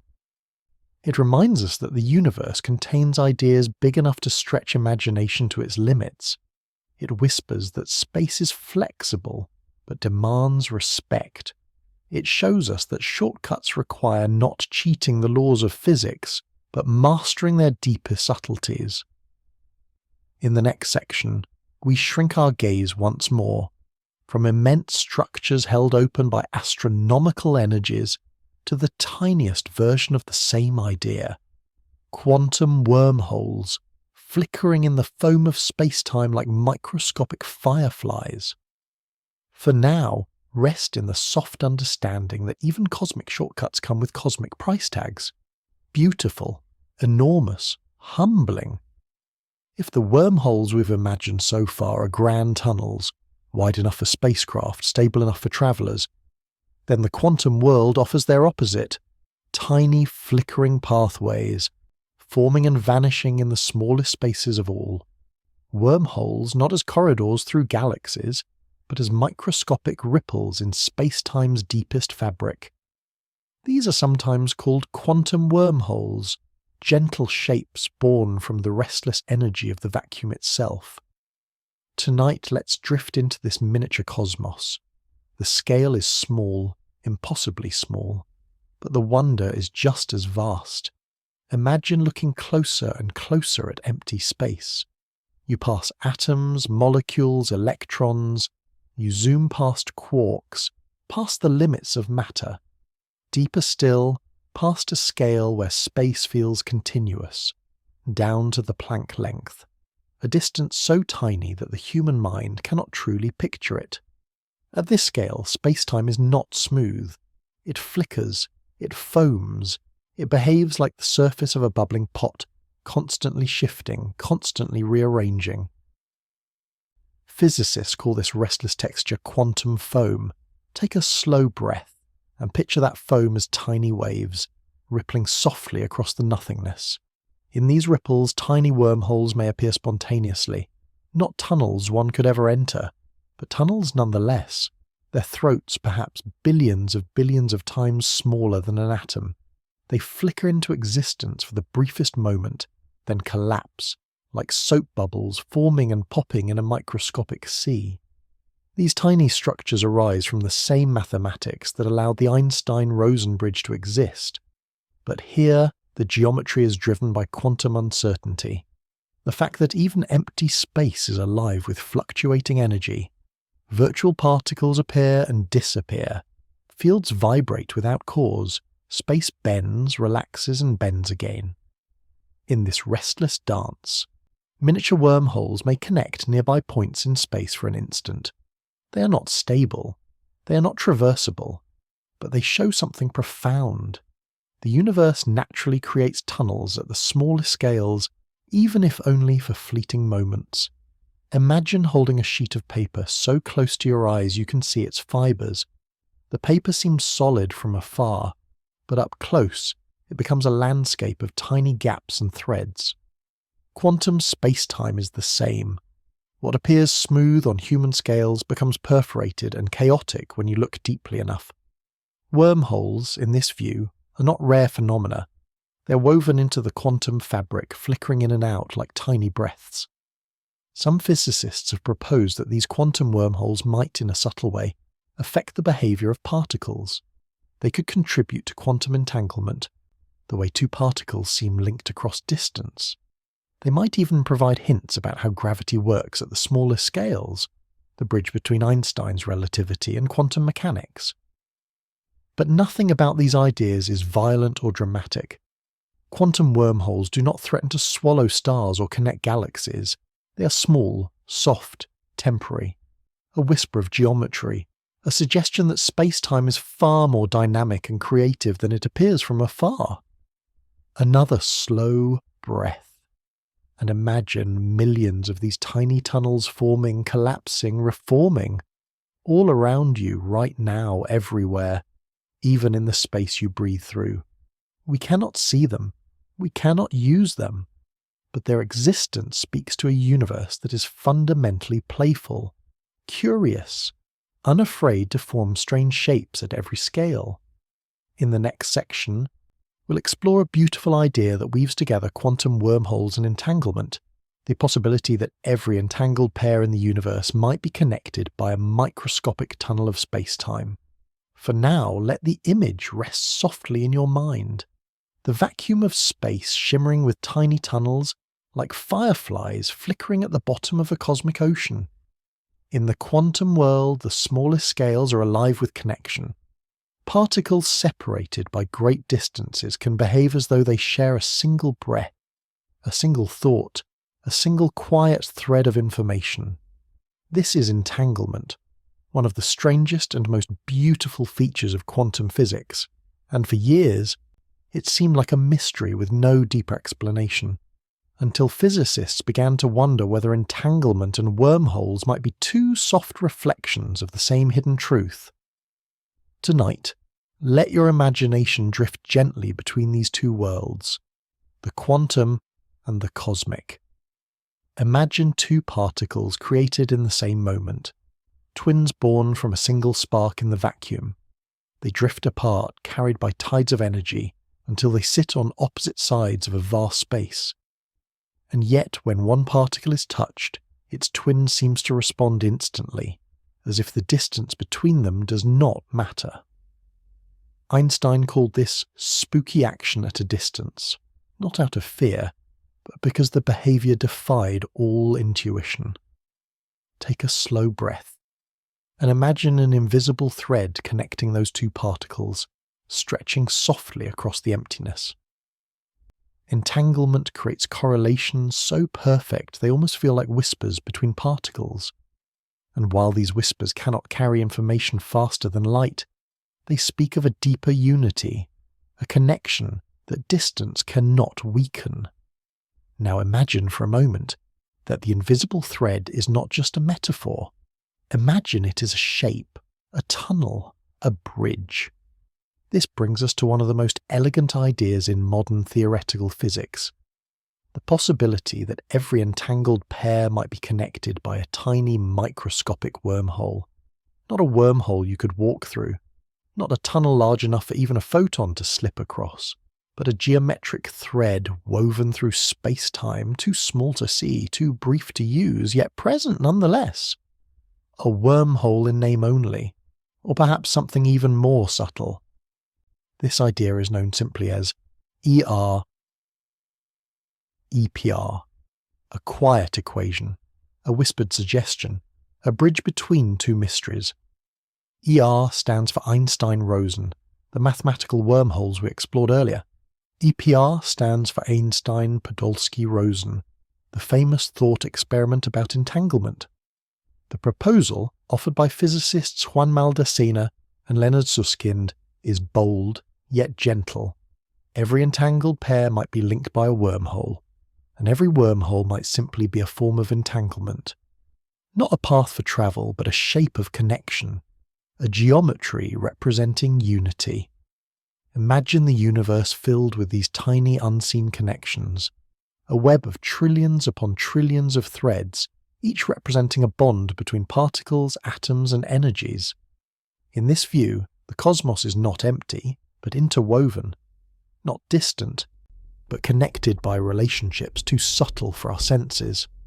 Another slow breath, and imagine yourself floating in a sea of these threads, each connection a whisper of the universe's quiet coherence. This idea offers a new way to think about wormholes, not as shortcuts for travel, but as symbols of connection itself. Entanglement already links particles across the universe. Perhaps wormholes simply express that link in geometric form. This doesn't make wormholes practical. It doesn't turn entanglement into a transportation system, but it deepens the beauty of both ideas, revealing a universe where distant things remain subtly intertwined, where separation is never absolute, where relationships shape reality at the smallest scales. In the next section, we'll step into one of the most poetic ideas inspired by these connections. The thought that stars, memories, and moments might echo through these tunnels, whispering across distance like faint cosmic messages. For now, let the gentle unity of entanglement settle into your thoughts. The idea that even in the vastness of space, nothing is ever truly alone. Some ideas in physics arrive quietly, like a soft breeze that barely stirs the leaves. Others arrive like a new constellation suddenly revealed in a dark sky, transforming everything we thought we understood. The Urstern's EPR conjecture is one of those constellations, a gentle but revolutionary proposal that suggests something astonishing. Wormholes and entanglement may be two ways of seeing the same underlying connection. Tonight, let's drift deeper into that idea, not through equations, but through imagery and feeling. Imagine the universe as a vast dark sea. Floating within it are countless particles drifting like fireflies. Some drift alone, quiet and unconnected. Others shimmer in pairs, entangled twins, glowing with a subtle unity. To our eyes, these particles might seem far apart, miles, light years, galaxies. Yet in the strange, intimate language of quantum physics, distance loses meaning for entangled particles. When you observe one, its partner responds instantly, as though they are bound together by an invisible thread. Now imagine that thread as a tunnel, a tiny wormhole, far too small to see, far too brief to use, but real in a geometric sense. This is the essence of Chufquerie, EPR, Einstein-Rosen wormholes, maybe the geometric expression of Einstein-Podolsky-Rosen entanglement, EPR. In this view, every entangled pair shares a miniature wormhole, a subtle fold in space-time. Not a path you could travel, not a shortcut, but a symbol, a geometric shape representing their connection. Take a slow breath and picture these tiny tunnels as threads of moonlight, stretching softly between distant points in the universe.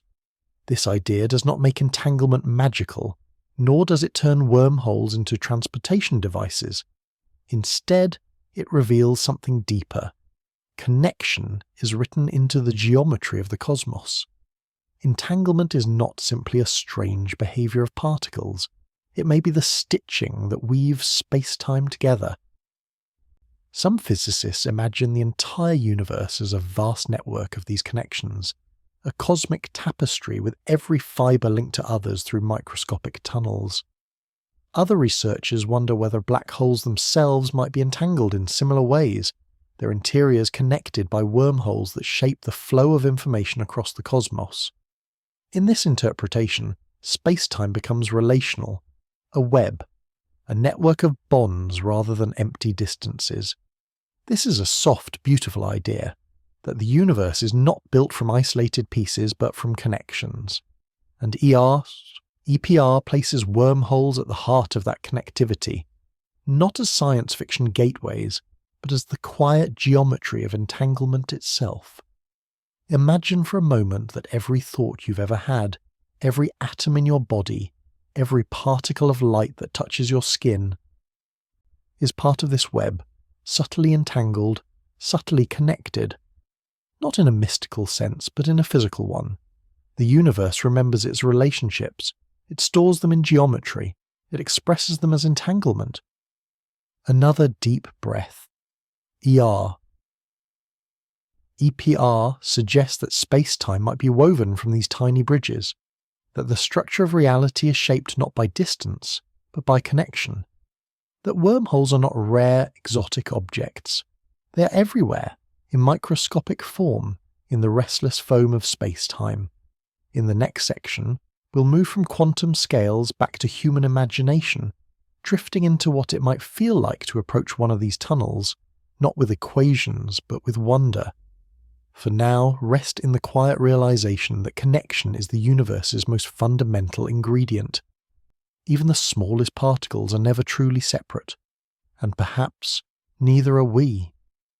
If all the ideas we've explored so far, geometry, entanglement, curvature, negative energy, are the mind of wormholes, then there remains another dimension entirely, the feeling of them, the human sense of approaching a tunnel through space-time, a moment where the familiar ends and the unknown begins.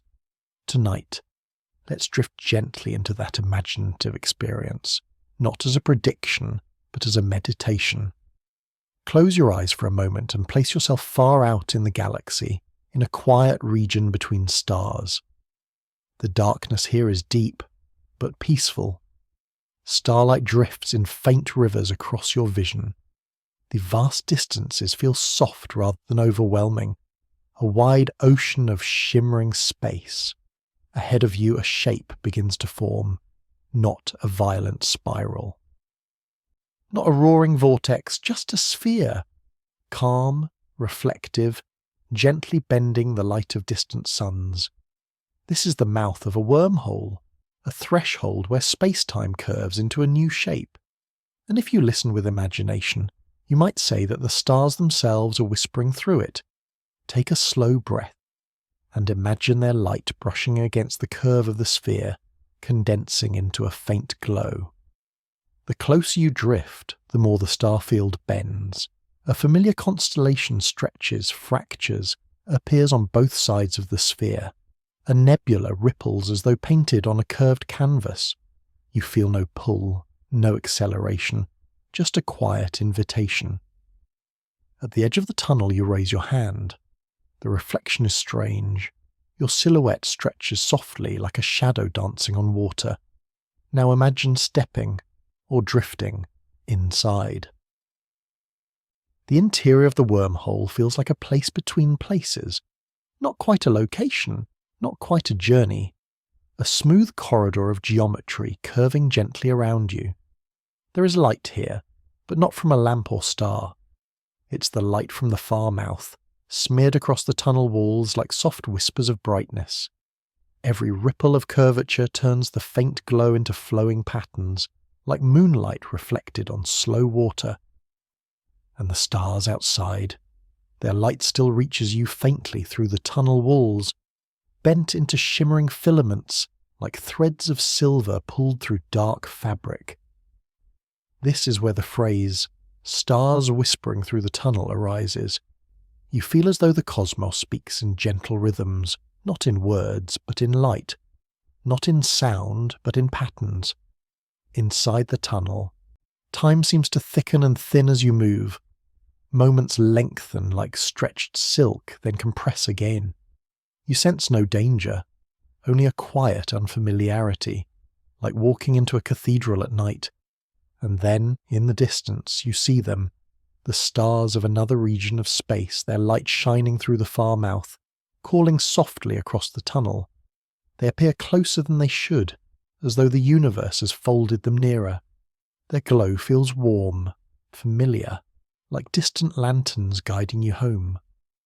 As you drift toward the exit, the tunnel widens, the bending light softens, the patterns fade, and with one final step, you emerge into a new sky, another region of the galaxy, perhaps, or another point in time. The stars here feel different, like faces you've seen only in dreams. Another deep breath. The physics behind wormholes may be complex, but the feeling of them, the human sense of crossing a quiet bridge through space-time, is something simple, gentle, and profound. It reminds us that even the most abstract ideas in physics carry poetry within them. In the next section, we'll shift from imagination to introspection, exploring how wormholes reflect a deeper aspect of humanity, our desire to connect, to reach across distances, to bring the faraway closer to the heart. For now, rest in the image of stars whispering through the tunnel, their light following you like soft cosmic lanterns. Long before physics drew wormholes into its delicate equations, long before Einstein curved space-time with thought and symmetry, humans were already imagining secret doorways. We pictured hidden passages beneath mountains, tunnels through enchanted forests, portals carved into ancient stones. The idea of stepping effortlessly from one world to another has lived in our stories for thousands of years, and in that sense, wormholes are not just cosmic structures. They're reflections of something deeply human. Tonight, let's drift gently into that reflection. Close your eyes for a moment. Consider every time you've ever wished to be somewhere else instantly, to see a distant friend, to return to a cherished memory, or to leap ahead into a peaceful future. This desire, soft and familiar, is the emotional seed of the wormhole.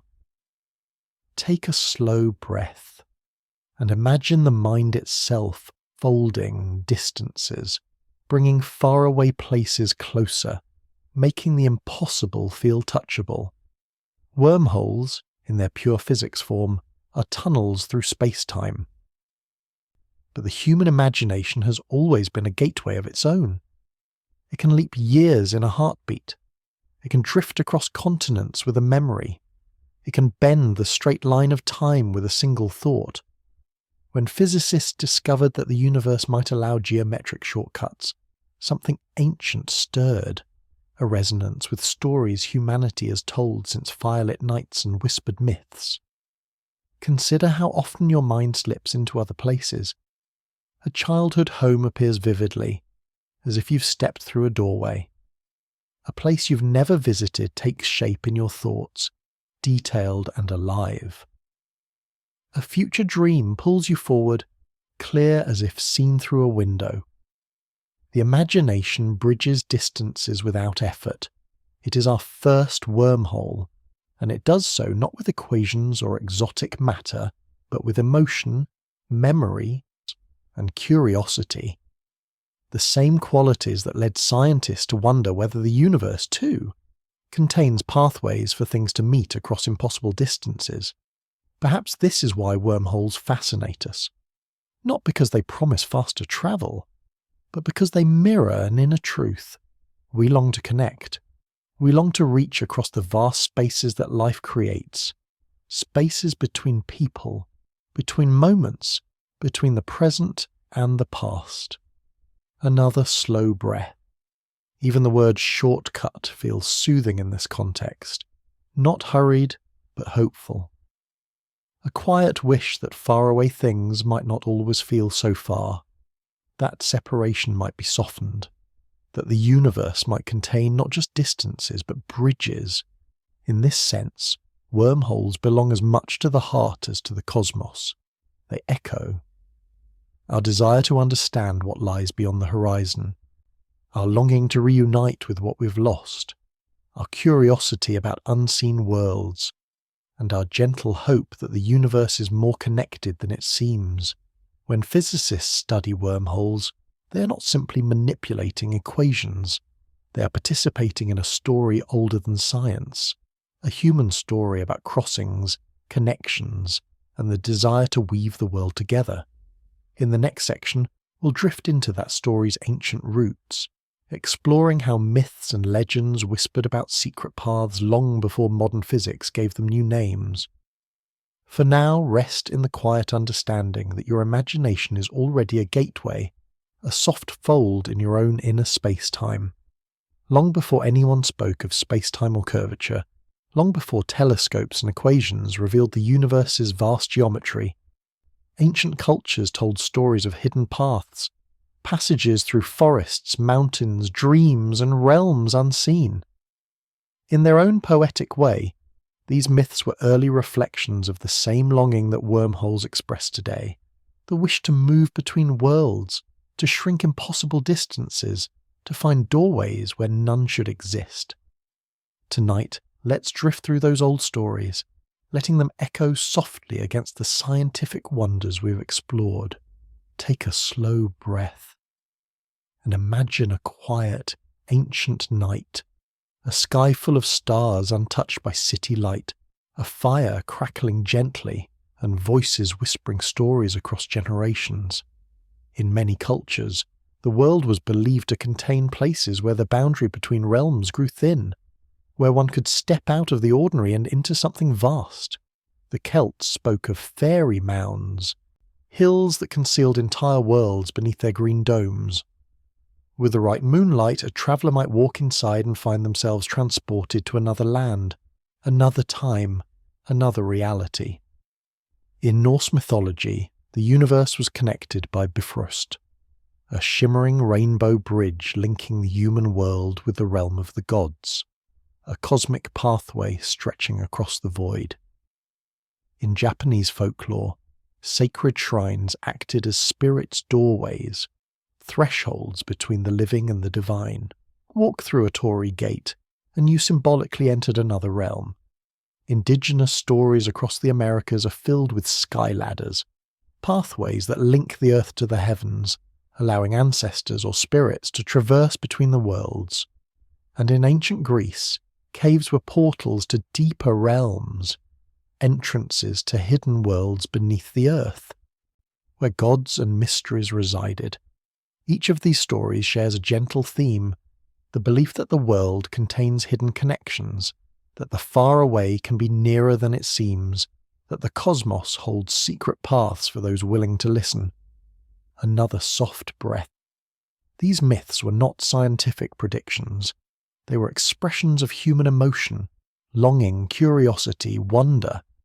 The same feelings that led scientists today to ask whether the universe allows tunnels through space-time.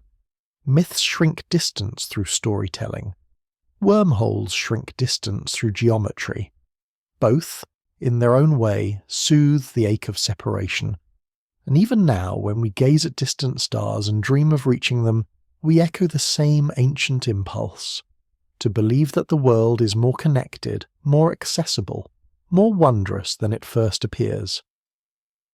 Modern physics has shown us that space-time can bend, stretch, ripple, and even fold. Myths taught us the same idea symbolically, that reality is not a closed door but a landscape full of hidden thresholds. The stories also remind us that wormholes, if they exist, would not be foreign to human imagination. They would feel familiar, the latest version of a tale we've been telling for thousands of years. In the next section, that tale becomes personal. We'll reflect on the way human memory folds time in its own quiet way, creating emotional wormholes between our past and present. For now, let these old stories settle gently in your thoughts, soft echoes of a timeless idea, whispering that hidden paths have always lived in the human mind. Even if the universe never forms a single physical wormhole, there is a place where tunnels through space and time already exist, softly, quietly within you.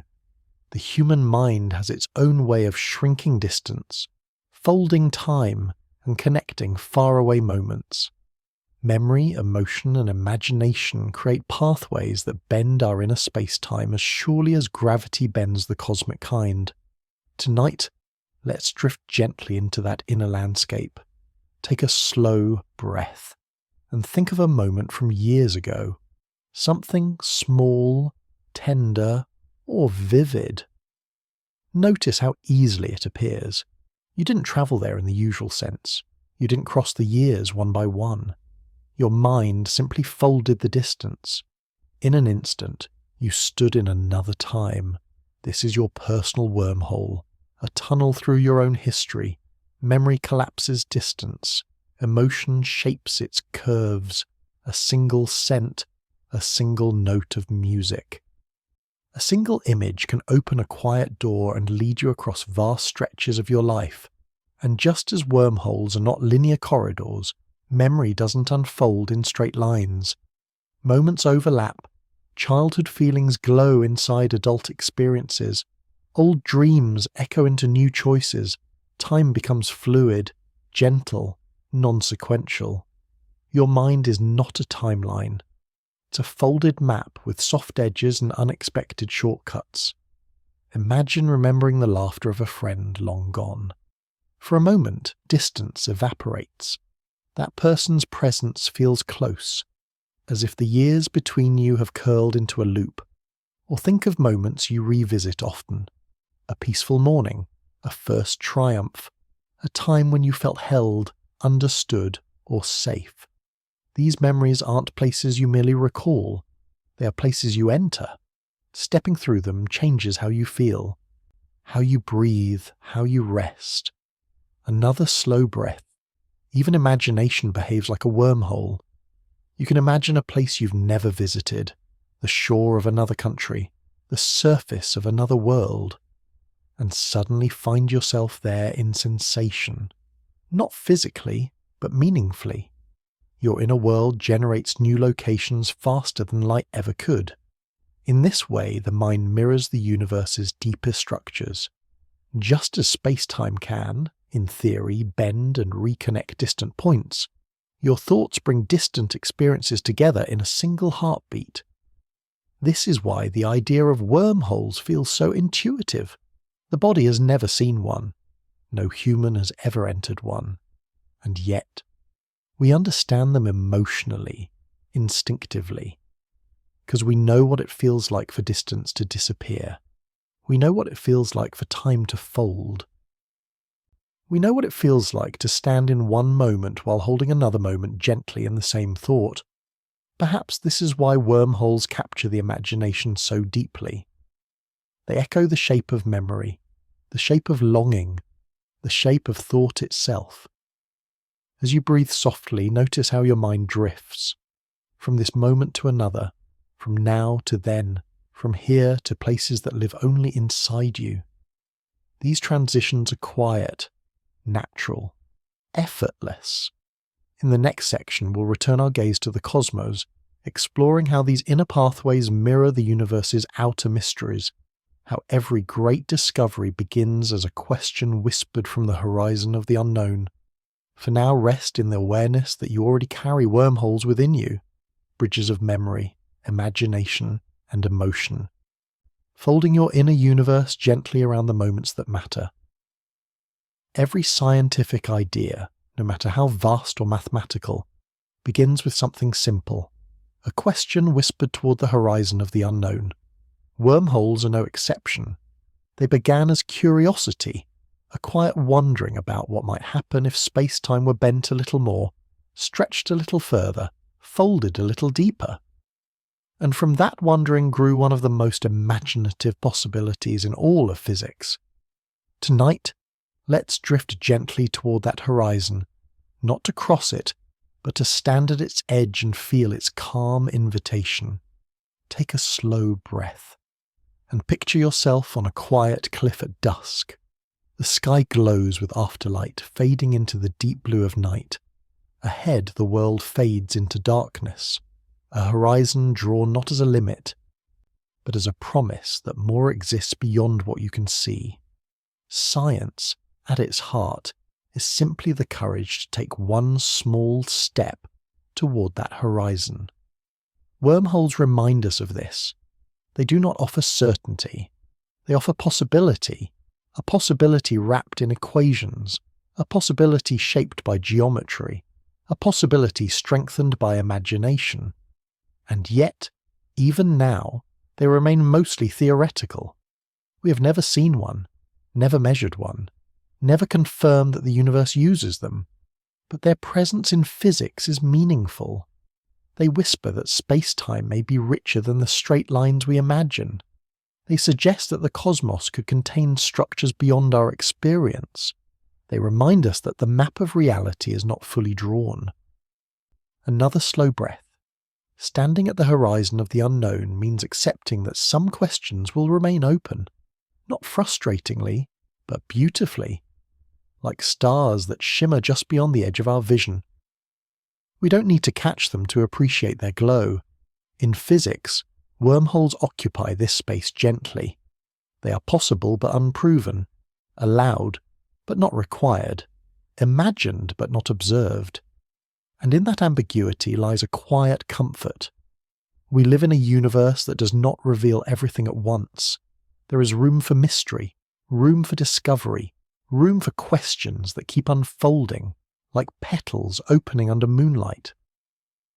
When Einstein first bent space-time with mathematics, he was not closing a chapter, he was opening one. When researchers propose new wormhole solutions or explore quantum connections, they are not delivering answers, they are expanding the horizon, step by gentle step. Science thrives not only on knowledge, but on wonder. Wormholes, even as ideas, remind us that the universe may contain hidden paths deeper than imagination, that what we see is only a fraction of what exists, that curiosity can bend space in its own way, bridging gaps in understanding. To stand before such uncertainty is not to feel small, it is to feel connected, part of a long chain of explorers asking quiet questions beneath the same stars. Take one more slow breath. In the unknown lies possibility. In possibility lies wonder. And in wonder we find the calm reassurance that the universe is endlessly rich, not threatening, but quietly expanding its secrets, waiting for us to approach with patience. In the next section, we'll deepen that wonder, exploring how wormholes invite hope, not the loud kind, but the soft, persistent hope that the universe holds more pathways than we've yet imagined. For now, let the horizon drift gently in your mind, a reminder that the unknown is not an edge to fear, but a doorway waiting in the dusk. There is a unique kind of hope that lives in science, not the loud, triumphant kind that demands certainty, but a softer, quieter hope that thrives in possibility. Wormholes, more than almost any other idea in physics, embody this gentle form of hope. They are unproven, uncertain, delicate, and theoretical, yet they inspire curiosity in every generation that encounters them, not because they promise travel through galaxies, but because they suggest that the universe may be far more flexible, creative, and mysterious than we once believed. Tonight, let's rest inside that softness, take a slow breath, and imagine the universe not as a finished structure, but as a story still unfolding. Wormholes remind us that even the strangest mathematical possibilities deserve a place in that story. They do not need to exist physically to inspire. They do not need to be reachable to matter. Their value lies in what they reveal about the way the universe might behave, the way space-time can curve, the way geometry can surprise us, the way the cosmos leaves room for imagination without violating its own laws. Every time a scientist writes down Einstein's equations and sees a wormhole solution appear, a quiet message emerges. The universe is more open to possibility than we assumed. Another slow breath. Hope in the unproven is not naive. It's patient. It acknowledges that discovery takes time, centuries, millennia, entire civilizations. It honors the fact that every breakthrough began with uncertainty. Think of how many ideas were once considered impossible, that the Earth orbits the Sun, that time passes differently depending on where you stand, that particles can be in two states at once, that black holes could exist, that the universe has no edge. Each began as a possibility, whispered into existence by a few curious minds, and slowly, gently, the universe revealed that these whispers carried truth. Wormholes sit in this same quiet space, neither proven nor dismissed, neither fantasy nor confirmed reality. They are mathematical invitations waiting for a future where our understanding deepens. Now imagine future generations, perhaps centuries from now, studying space-time with tools we cannot yet imagine. Perhaps they find tiny distortions in gravitational fields. Perhaps they detect subtle signatures in quantum foam. Perhaps they learn to shape negative energy as effortlessly as we shape electricity today. Or perhaps wormholes remain forever theoretical, beautiful like a poem or a dream. That too would be meaningful, because their purpose is not only to provide shortcuts through the cosmos, their purpose is to remind us that the universe may contain structures beyond our current senses. They keep wonder alive. They keep questions open. They give us permission to imagine boldly while staying grounded in reason. Hope doesn't always look like certainty. Sometimes it looks like the willingness to keep asking, to explore, to consider, to dream with both feet on the ground. Take one more slow breath. In the unproven lies possibility. In possibility lies hope. And in hope, the human mind finds its most steady guide through the unknown. In the next section, we'll turn our attention to the far horizon of invention, imagining tools, technologies, and future minds that might one day learn to shape space-time the way we now shape light and sound. For now, rest in the comforting thought that the universe doesn't need to be fully known to be deeply beautiful.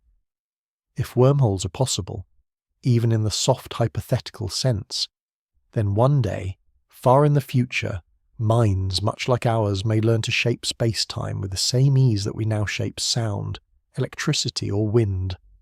Not by brute force, not by tearing or drilling through the cosmos, but by crafting delicate geometries, balancing energies, and guiding the flows of gravity and quantum fields with precision. Tonight, let's drift into that distant future, not as a prediction, but as a gentle meditation on what might be. Take a slow breath and imagine standing in a quiet laboratory of tomorrow. There are no sparks, no rumbling machines, no violent energies, only calm fields gently shaping the space around them. In this imagined future, humanity, or some other civilization, has learned to work with space-time the way a sculptor works with clay. We coax curvature into new forms, not through force, but through understanding. Perhaps we discover how to concentrate negative energy fields. Perhaps we learn to stabilize quantum fluctuations. Perhaps exotic matter, once only theoretical, becomes something we can gently produce or guide. The tools are quiet. The process is slow. The result is elegance, not explosion. Imagine manipulating gravity, not as a force but as a flow. A gentle redirection of space-time. A bending of geometry as natural as bending light through a lens. In this future, wormholes, if they can be created at all, would not be built like machines, but grown like structures, nurtured, balanced, stabilized by continuous care. A team of physicists, mathematicians, and engineers might monitor every ripple in the tunnel's throat, adjusting energy inputs the way a gardener adjusts water and sunlight. Another slow breath. Imagine instruments that measure curvature the way our ears measure pitch. Imagine sensors that detect quantum fields the way our skin feels wind. Imagine engines that move energy without heat or noise, quietly weaving space-time into place. These tools would not resemble rockets. They would be closer to musical instruments, devices that tune the geometry around them, creating harmonies in space-time rather than sound. Perhaps such a device could form a tiny wormhole first, so small that only particles could travel through, then larger ones, wide enough to send beams of light. And if stability is achieved, perhaps one day a throat wide enough for a person, a ship, or simply a message. This vision is gentle, not grandiose. It doesn't require conquering the galaxy. It only requires patience, curiosity, and the slow accumulation of insight. The quiet tools of tomorrow gently shaping the cosmos of today. And what would such a tool look like? Not flashy, not dramatic. Perhaps only a ring of fields floating silently in air, humming with potential. A shimmer of distortions inside the ring, a faint glow as exotic energy stabilizes a curve. Then, in a slow, deliberate unfolding, space inside the ring deepens, stretches, and folds into itself. A sphere appears, dark yet reflective, bending the room's light around its surface. A wormhole mouth, calm, quiet, waiting. But even if this remains forever hypothetical, imagining it has value. It reminds us that the future is not constrained by the present. It expands our sense of possibility. It softens the boundaries of what we believe the universe might allow. Take one more breath. Tools of tomorrow need not be real today to inspire wonder. They remind us that every discovery starts as a whisper, a gentle possibility drifting through a curious mind. In the next section, we'll explore the beings, human or otherwise, who might one day use these tools, shaping the cosmos with patience rather than power. For now, let the vision of tomorrow's soft, elegant instruments rest gently in your imagination. If wormholes ever become more than theoretical shapes in equations, they will not be the work of conquerors or adventurers. They will be the creations of quiet minds, beings who approach the universe not with force, but with patience. Whether those beings are humans, descendants of humans, or civilizations we have not yet imagined, their relationship with space-time would be one of respect, curiosity, subtlety. Tonight, let's drift into that possibility. Take a slow breath and imagine a being, perhaps human, perhaps not, standing before the mouth of a wormhole. There is no fear, no urgency, only calm focus, the gentle confidence of someone who understands the delicate balance of forces shaping the tunnel before them. These quiet engineers of space would treat wormholes the way ancient navigators treated the sea, as something powerful, beautiful, and deserving of reverence. They would not rush. They would not tear at the fabric of space-time. They would coax it, shape it, guide it with an understanding that geometry is alive in its own subtle way. In their world, wormholes would be instruments, not weapons. Bridges, not shortcuts. Expressions of harmony between knowledge and humility. Imagine a team of such beings working together. One measures the subtle fluctuations of exotic matter. Another monitors the curvature of the tunnel's throat, watching how light bends along its surface. A third listens, not with ears but with sensors, for the soft vibrations of space-time adjusting around them. Their tools emit no thunder, their machines produce no flames. Their work resembles meditation as much as engineering. Another slow breath. Perhaps these beings live in a place where star systems are close companions, connected by gentle networks of stable wormholes. Not built quickly, not opened carelessly, but nurtured over generations. A shared project passed down like knowledge of music or craft. Or perhaps they exist far from stars, drifting in the quiet void between galaxies, explorers of geometry itself, studying the cosmos not for conquest but for understanding, and if they are human, if some far future version of us learns to shape space-time, then they will likely arrive there not through sudden leaps, but through centuries of soft progress, quiet insights, careful experiments, the slow refinement of ideas that begin as whispers in theoretical physics. Imagine future humans who understand quantum fields as intuitively as we understand weather, shape negative energy the way we shape magnetic fields, see curvature the way we see colour, and treat the geometry of space-time with the same delicacy a painter gives to brushstrokes. These engineers of tomorrow would not seek glory in opening a wormhole. They would seek balance, harmony, safety, continuity. For them, a wormhole would not be an escape or a spectacle. It would be a conversation with the universe, a gentle request for space to fold in a particular way, and the cosmos responding with a quiet curved doorway. Take another slow breath. Even if no such beings ever exist, imagining them reveals something important about us. Our deepest scientific dreams are never about control. They're about connection, the desire to understand, the longing to reach out, not with force, but with wonder. In the next section, we'll step to the threshold of the wormhole once more, imagining what it feels like to stand at its illuminated mouth, not as an engineer or mathematician, but as a traveller preparing to walk into a mystery. For now, let the vision of these quiet engineers rest gently in your thoughts, beings who shape space the way poets shape words, softly, patiently, with reverence. There is a moment, poised delicately between knowledge and wonder, when a traveller steps toward the mouth of a wormhole. Not into it yet, not committed to crossing, but close enough to feel the quiet pull of the unknown.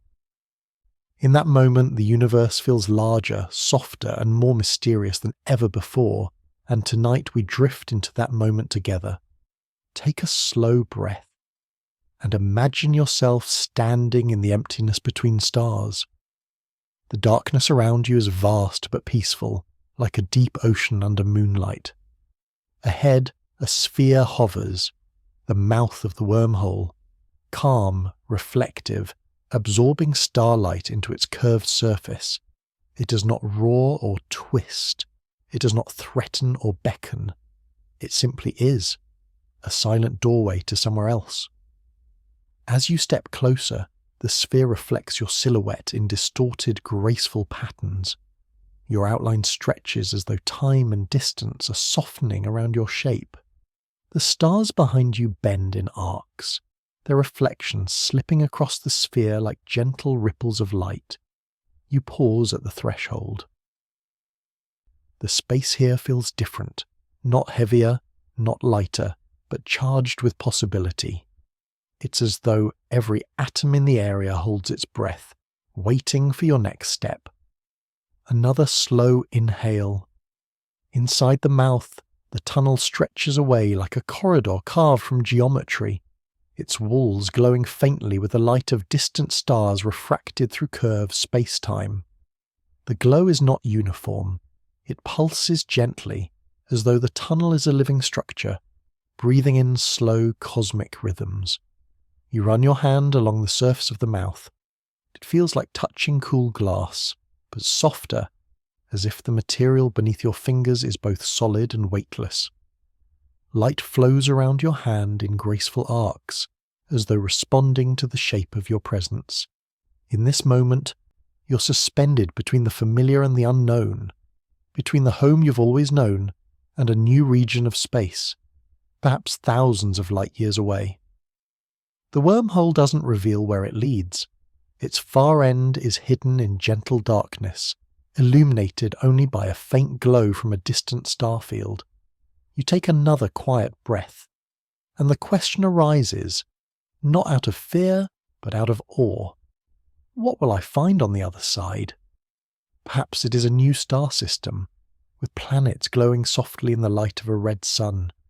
Perhaps it is a swirling nebula, blooming with colours unseen from your own corner of the galaxy. Perhaps it is an empty region of space, silent and serene. Perhaps it is something stranger, a moment in time slightly shifted from your own. Standing here, the unknown is not frightening. It is tender. It feels like the first breath of dawn, the moment when the sky glows with promise before revealing anything clearly. You place one foot into the mouth. There is no jolt, no shift, no sudden motion. The space simply adjusts around you, like stepping through a thin veil of light. The tunnel welcomes you without sound, without force. The gentlest crossing imaginable. And then you step back, returning to your side of the universe. The experience was subtle, like touching the edge of a dream. Another long breath. This moment, standing at the mouth of a wormhole, feeling the universe's quiet invitation, captures the essence of our relationship with mystery. We stand at thresholds constantly, between questions and answers, between fear and curiosity, between what we know and what we long to understand. In the next section, we will explore the feeling that guides moments like this, the flow of curiosity itself, and how it shapes every step we take into the unknown. For now, let the image of that silent doorway rest softly in your thoughts. A sphere whispering possibilities across the cosmos. Curiosity is the quiet current that moves us through life, a river that flows beneath every question we ask, every horizon we approach, every mystery we dare to touch. Wormholes, in all their theoretical beauty, exist partly because of this current. They are born from equations, yes, but also from wonder, from the simple human impulse to ask, what lies beyond? Tonight, let's drift into the gentle flow of curiosity itself. Take a slow breath, and imagine curiosity not as a sharp spark or a restless urge, but as a soft stream moving through the mind. A steady, calm pressure nudging you toward understanding. It is this stream that compels us to explore both the outer universe and the inner one. It encourages scientists to push equations to their limits. It inspires artists to imagine impossible worlds. It leads you, listening now, into this peaceful cosmic journey. Curiosity connects us to wormholes in a special way. For most of us, these tunnels are not practical constructs. They are ideas, bridges between what we know and what we hope might be true.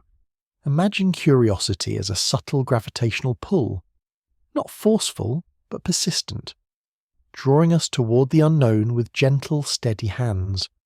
Just as space-time curves around a massive star, the mind curves around a question. Just as wormholes bend distant points together, curiosity brings distant ideas into the same moment. Another slow breath. Think of all the questions that have guided humanity. What lies beyond the horizon? What are the stars made of? How does the Earth move through space? What is time? What is consciousness? Are we alone? Each began as a whisper, a small quiet wonder, and each reshaped our understanding of the universe. Curiosity flows through every era. It flowed through the first humans who gazed at the night sky. It flowed through the minds of ancient storytellers imagining hidden paths. It flowed through Einstein as he bent space-time with thought. It flows now through you, listening, imagining the curves of a wormhole in the dark. In this way, curiosity is itself a bridge, a wormhole between mind and universe, something that connects your inner experience to the farthest reaches of space. Imagine this for a moment.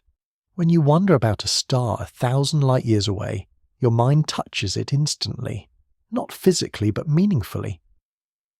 That touch is a kind of connection, a soft thread stretching across the vastness, making the far feel near. Another slow exhale. Curiosity has no urgency. It doesn't demand answers.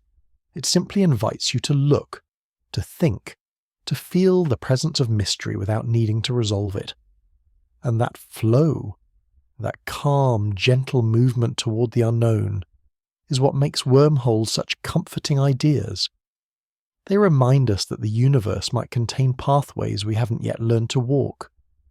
They whisper that distance is not absolute, that barriers may be softer than they appear, and that possibilities multiply wherever imagination touches the horizon.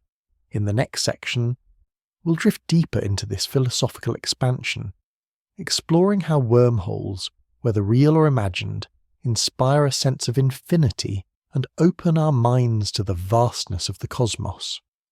For now, rest in the quiet truth that curiosity is your inner wormhole, a soft, luminous bridge that connects you to everything you seek to understand. Infinity is a concept that often feels overwhelming, a vastness too large to hold, a distance too long to picture, a number that never settles. Yet in the quiet of night, infinity can soften. It can feel less like an impossible expanse and more like a gentle horizon, always present, always receding, always inviting us to look a little farther. Wormholes, in their own way, are small windows into that softness. They remind us that infinity is not a wall, but a landscape. Tonight, let's drift into that landscape. Take a slow breath, and picture standing at the shore of a calm, endless sea. The water stretches out until it becomes sky. The sky stretches out until it becomes silence. And the silence stretches out until it becomes something deeper, a feeling of no boundaries at all. That is infinity in its most peaceful form. Wormholes hint at this softness by challenging our simplest assumptions. We imagine the universe as large but traversable only through distance. We imagine time as linear, moving only forward. We imagine space as something we can measure, map, and divide. But wormholes whisper, perhaps some distances can fold, perhaps some moments can reconnect. Perhaps the universe is not a grid, but a flowing fabric. Another slow inhale. Infinity becomes gentler the more we understand about space-time. It's not a cold abyss, it's a canvas that bends, stretches, curves, and loops.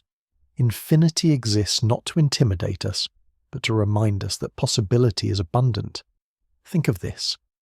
If you travel out into space, no matter how far you go, the universe keeps unfolding ahead of you. Not in a way that diminishes your place, but in a way that holds it. You are part of that infinity, a single point in a boundless field, connected to everything else through curves of gravity, threads of entanglement, and the quiet continuity of space-time.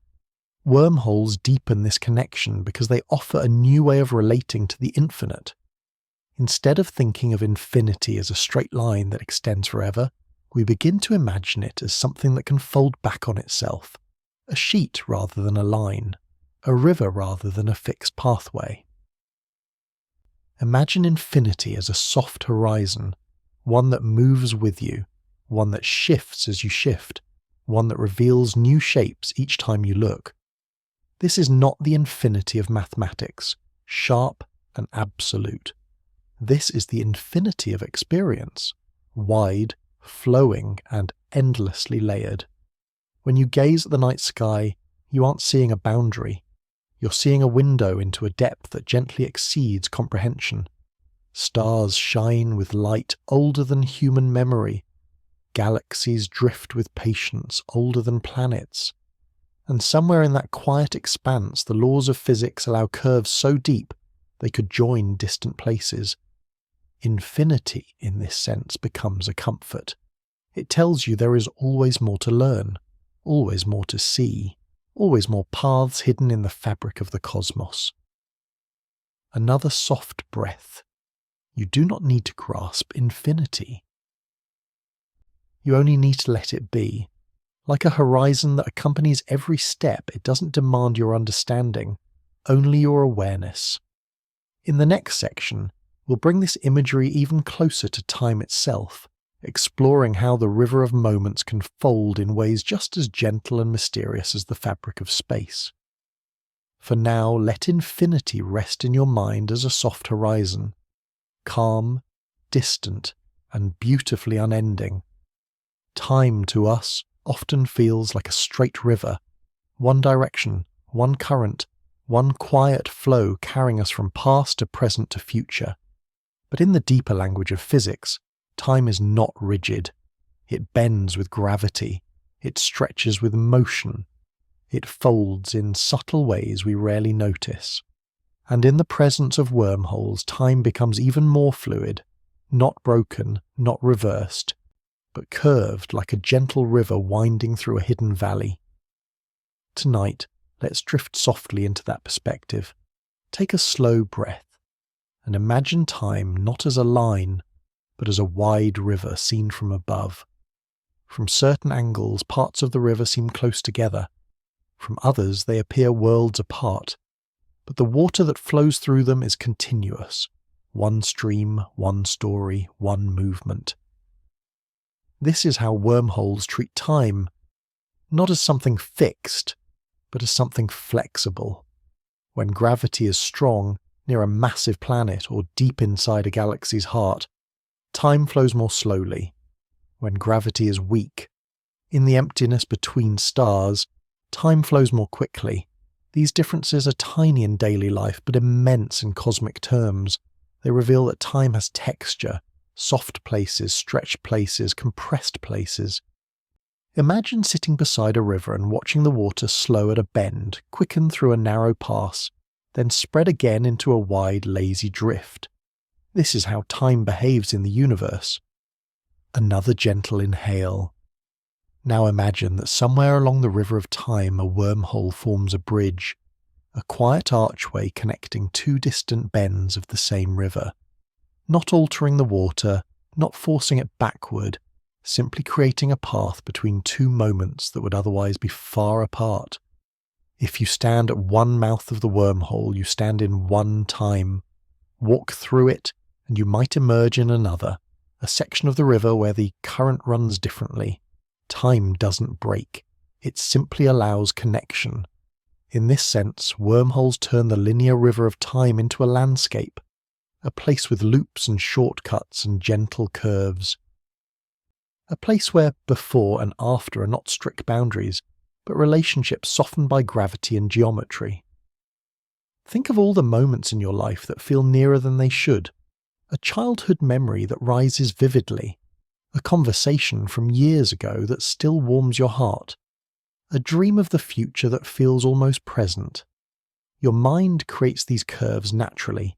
It folds time in emotional ways that echo the universe's physical possibilities.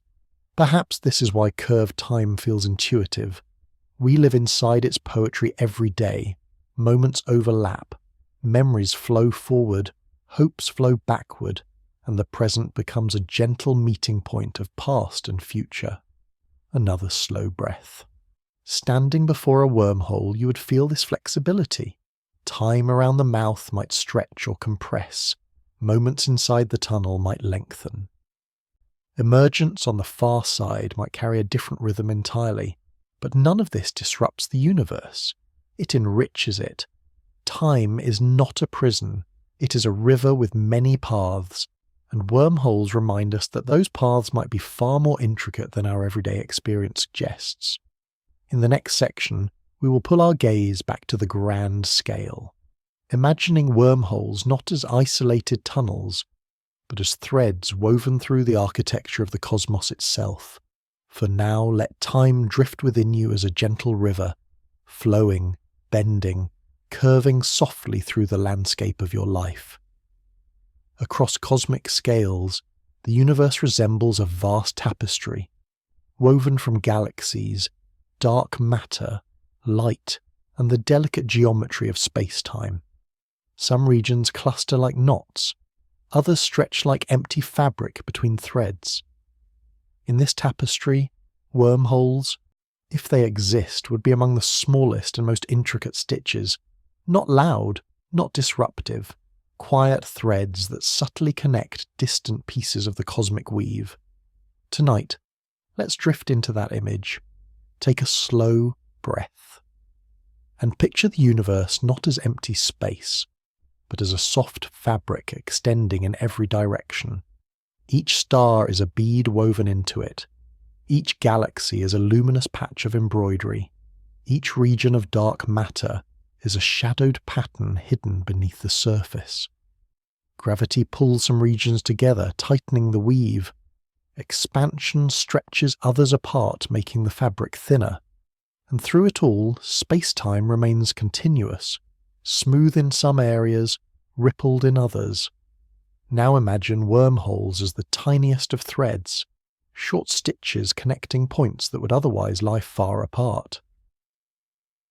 Even if they only exist at microscopic scales, even if they flicker too quickly for light to cross, their presence would add depth to the universe's structure. A hidden complexity, a quiet interconnectedness. Scientists sometimes describe space-time as a foam at the smallest scales, a bubbling, shifting manifold full of fluctuations. If wormholes form naturally inside that foam, then they are part of the universe's fundamental stitching, threads tying the fabric to itself in countless tiny loops. Another slow breath. Now zoom out in your mind. Imagine the largest scales, the cosmic web stretching across billions of light years, galaxies arranged like glowing nodes, filaments spanning the vastness like shimmering bridges, voids opening like dark, silent lagoons in between. In this grand architecture, wormholes would be like the delicate threads hidden beneath a quilt, unseen but essential, shaping connections subtly. Not highways for travel, but mathematical bridges providing continuity in the deeper geometry of space-time. Perhaps in some distant cosmic era, these threads stabilize into larger structures. Perhaps intelligent beings learn to nurture them the way gardeners nurture vines, guiding growth along trellises of negative energy. Perhaps entire civilizations come to understand that the universe's fabric is not flat, but alive with possibility. And yet, even if wormholes remain purely theoretical, the metaphor stays powerful. The universe is connected. Not chaotically, but elegantly. Not through force, but through structure. Not through distance, but through relationship. Consider how galaxies orbit one another in vast clusters, how dark matter binds them together in invisible scaffolding, how gravity curves space-time into pathways of motion and light. Everything in the cosmos interacts with everything else, not directly, but through the gentle flow of energy, curvature, and connection. Wormholes, in this sense, are symbolic of the universe's hidden unity. They remind us that the cosmic fabric is richer than we can see, that beneath the stars lies a subtle weave of geometry, and that even the emptiest regions of space may be threaded with unseen bridges. Take one more slow breath.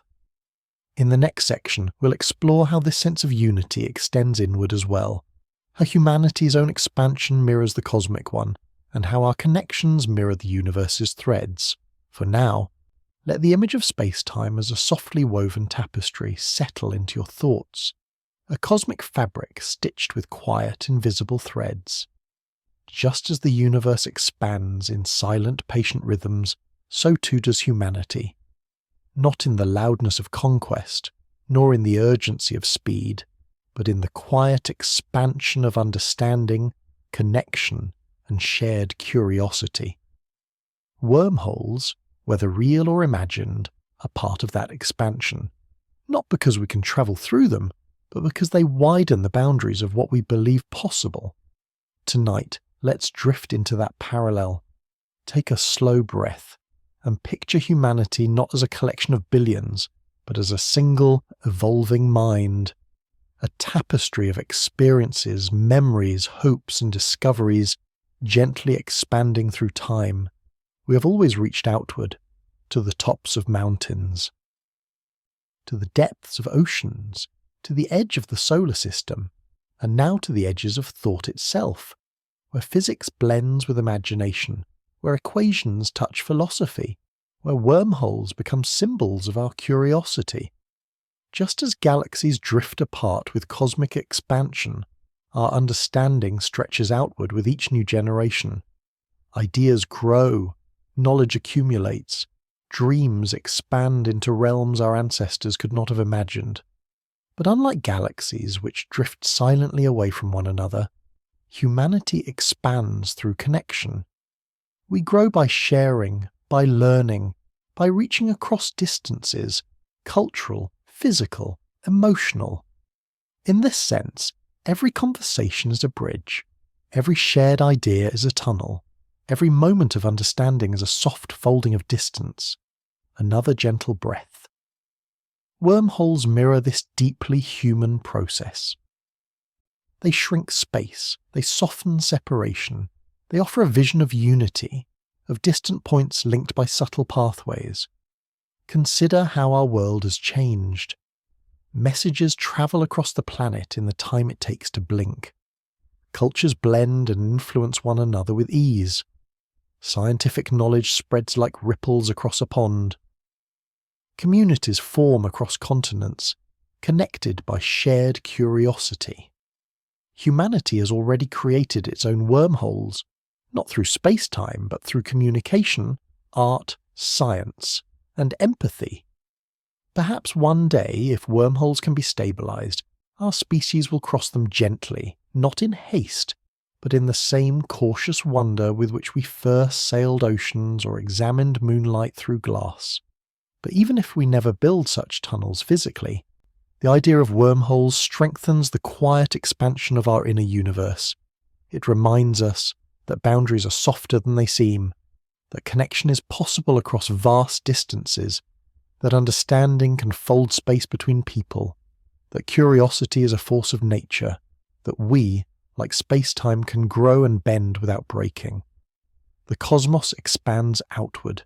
Humanity expands inward and outward at once, into thought, into possibility, into connection. Another slow breath. Standing on a small planet orbiting a modest star, we dream of tunnels through galaxies not because we need them, but because our minds naturally reach toward the unknown. This quiet expansion, this gentle widening of what we can imagine, is perhaps humanity's most beautiful feature. In the next section, we'll bring ourselves even closer to the heart, exploring how wormholes resonate emotionally, offering metaphors for love, memory, and the bonds that connect us through time. For now, rest in the thought that you belong to a species always expanding, not through force, but through wonder. Wormholes may be mathematical constructs, curved tunnels woven from equations and theory, but their emotional weight is undeniable. They resonate with us not because they promise shortcuts through the galaxy, but because they reflect the way we feel about connection, longing, memory, and closeness.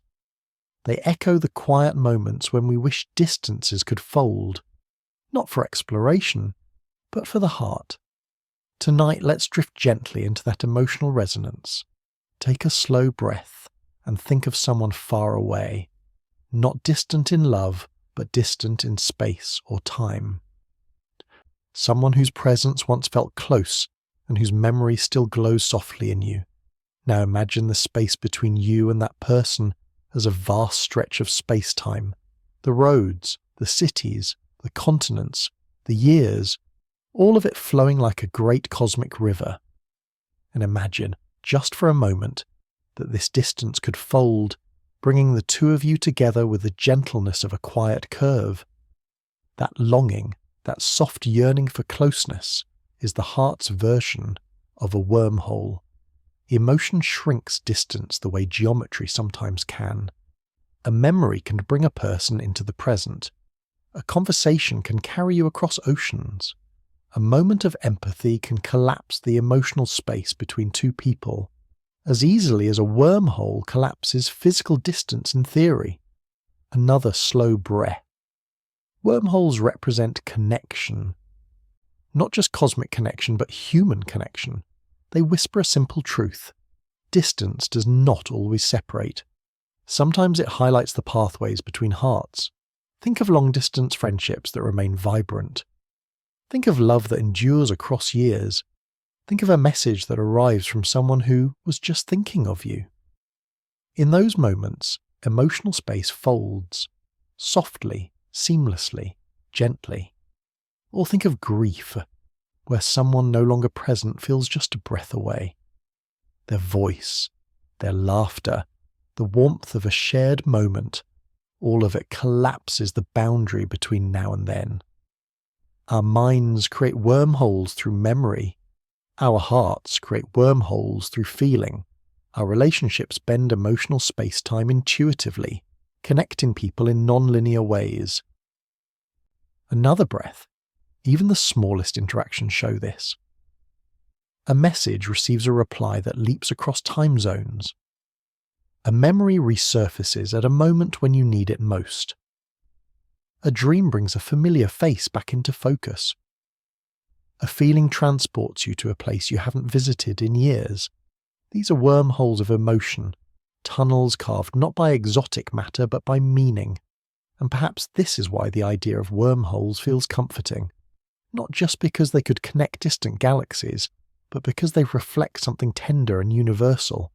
The desire for closeness, the endurance of memory, the soft folding of distances, both physical and emotional.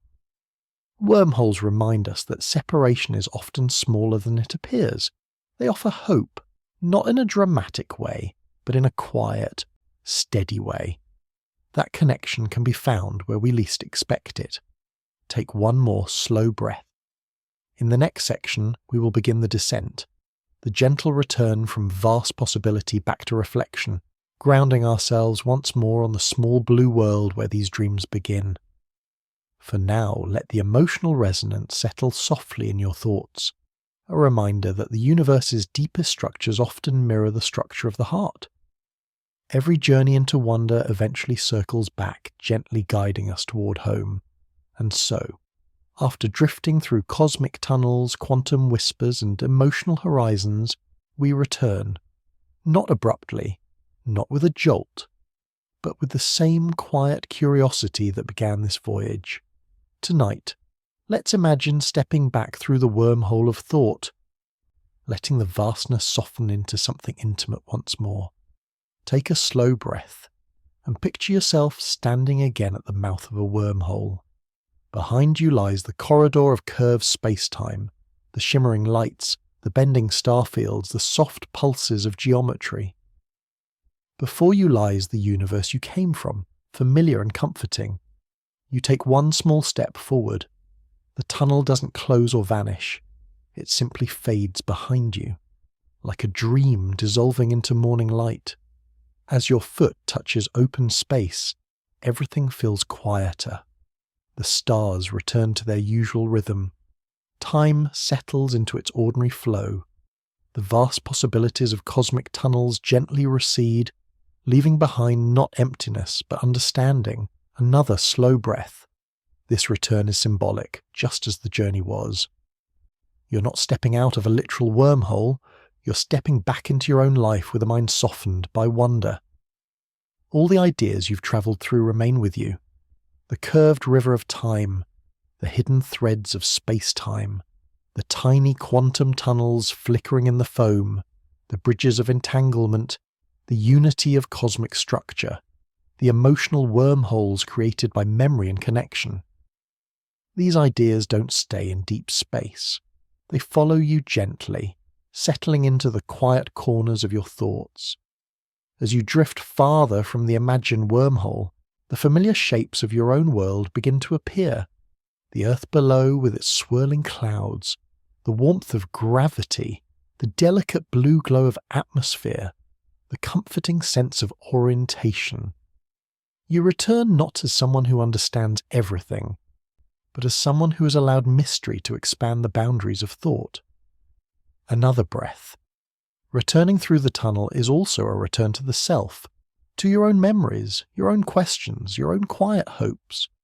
Just as the universe curves space to create hidden passageways, you curve your own inner landscape each time you explore something new.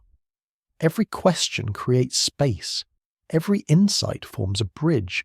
Every moment of wonder becomes a small wormhole connecting who you were with who you are becoming.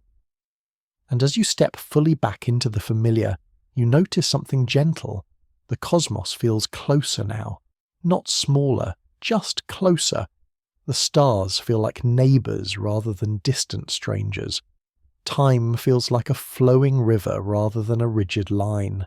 And the universe feels like a place of quiet possibility, full of pathways you may never walk but can always imagine.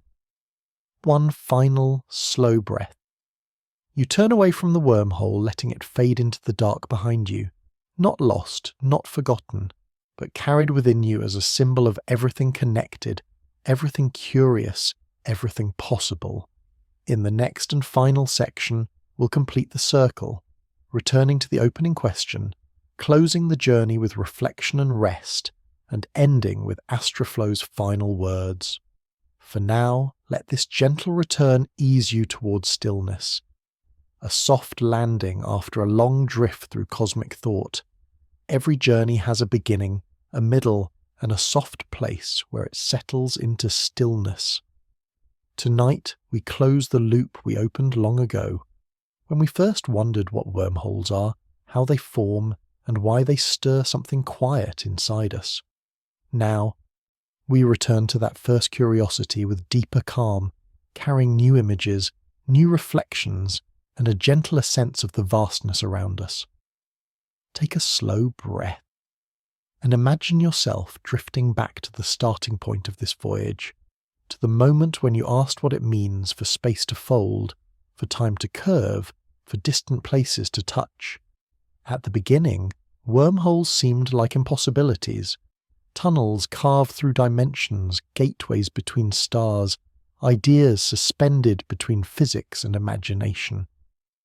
Now, after wandering through these 40 sections, they feel more like metaphors woven gently into the universe's fabric. Not promises of travel, but invitations to wonder. Not shortcuts to somewhere else, but mirrors reflecting how space, time, curiosity and emotion bend softly around us every day. Another slow breath.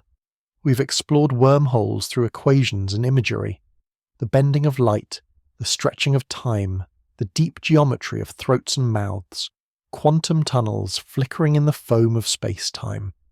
We imagine tiny bridges connecting entangled particles and vast tunnels linking distant stars. We walk through cinematic visions, felt starlight whisper along the tunnel walls, and stood at the mouth of a sphere shimmering with reflection. We drifted into ancient myths, the fairy mounds and sky ladders, the sacred thresholds and rainbow bridges, the first human dreams of hidden paths between worlds. And then we turned inward. We found wormholes in memory, in connection, in longing, in the soft folding of emotional distance. We discovered them in curiosity itself, the quiet river guiding every question. Finally, we returned through the tunnel, back into our own universe, back into the comfort of what is known, carrying the unknown with us like a warm, subtle glow. Another slow inhale. So now, as we close this loop, let's return to the question that opened the journey. What are wormholes really? They are possibilities. They are reminders. They are shapes carved by equations, and shapes carved by longing. They show us that the universe is flexible, that distance is not always what it seems, that time is not as rigid as we imagine, that connection is woven into the cosmos at every scale. And in the quiet of night, as your breath slows and your thoughts soften, wormholes become something even simpler. Gentle stories about unity, bridges between wonder and rest. Another slow exhale. As you drift towards sleep, let the mystery feel soothing rather than distant. Let the unanswered questions settle like soft dust on still air.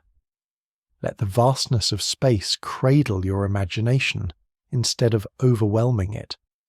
Because the universe, for all its scale and silence, is not a place that asks you to solve it. It is a place that invites you to rest inside its beauty. And here, at the end of our journey, we return to AstraFlow's closing truth, a reminder that everything in the cosmos moves, changes, drifts, connects, and flows. Everything flows. Sleep in that motion,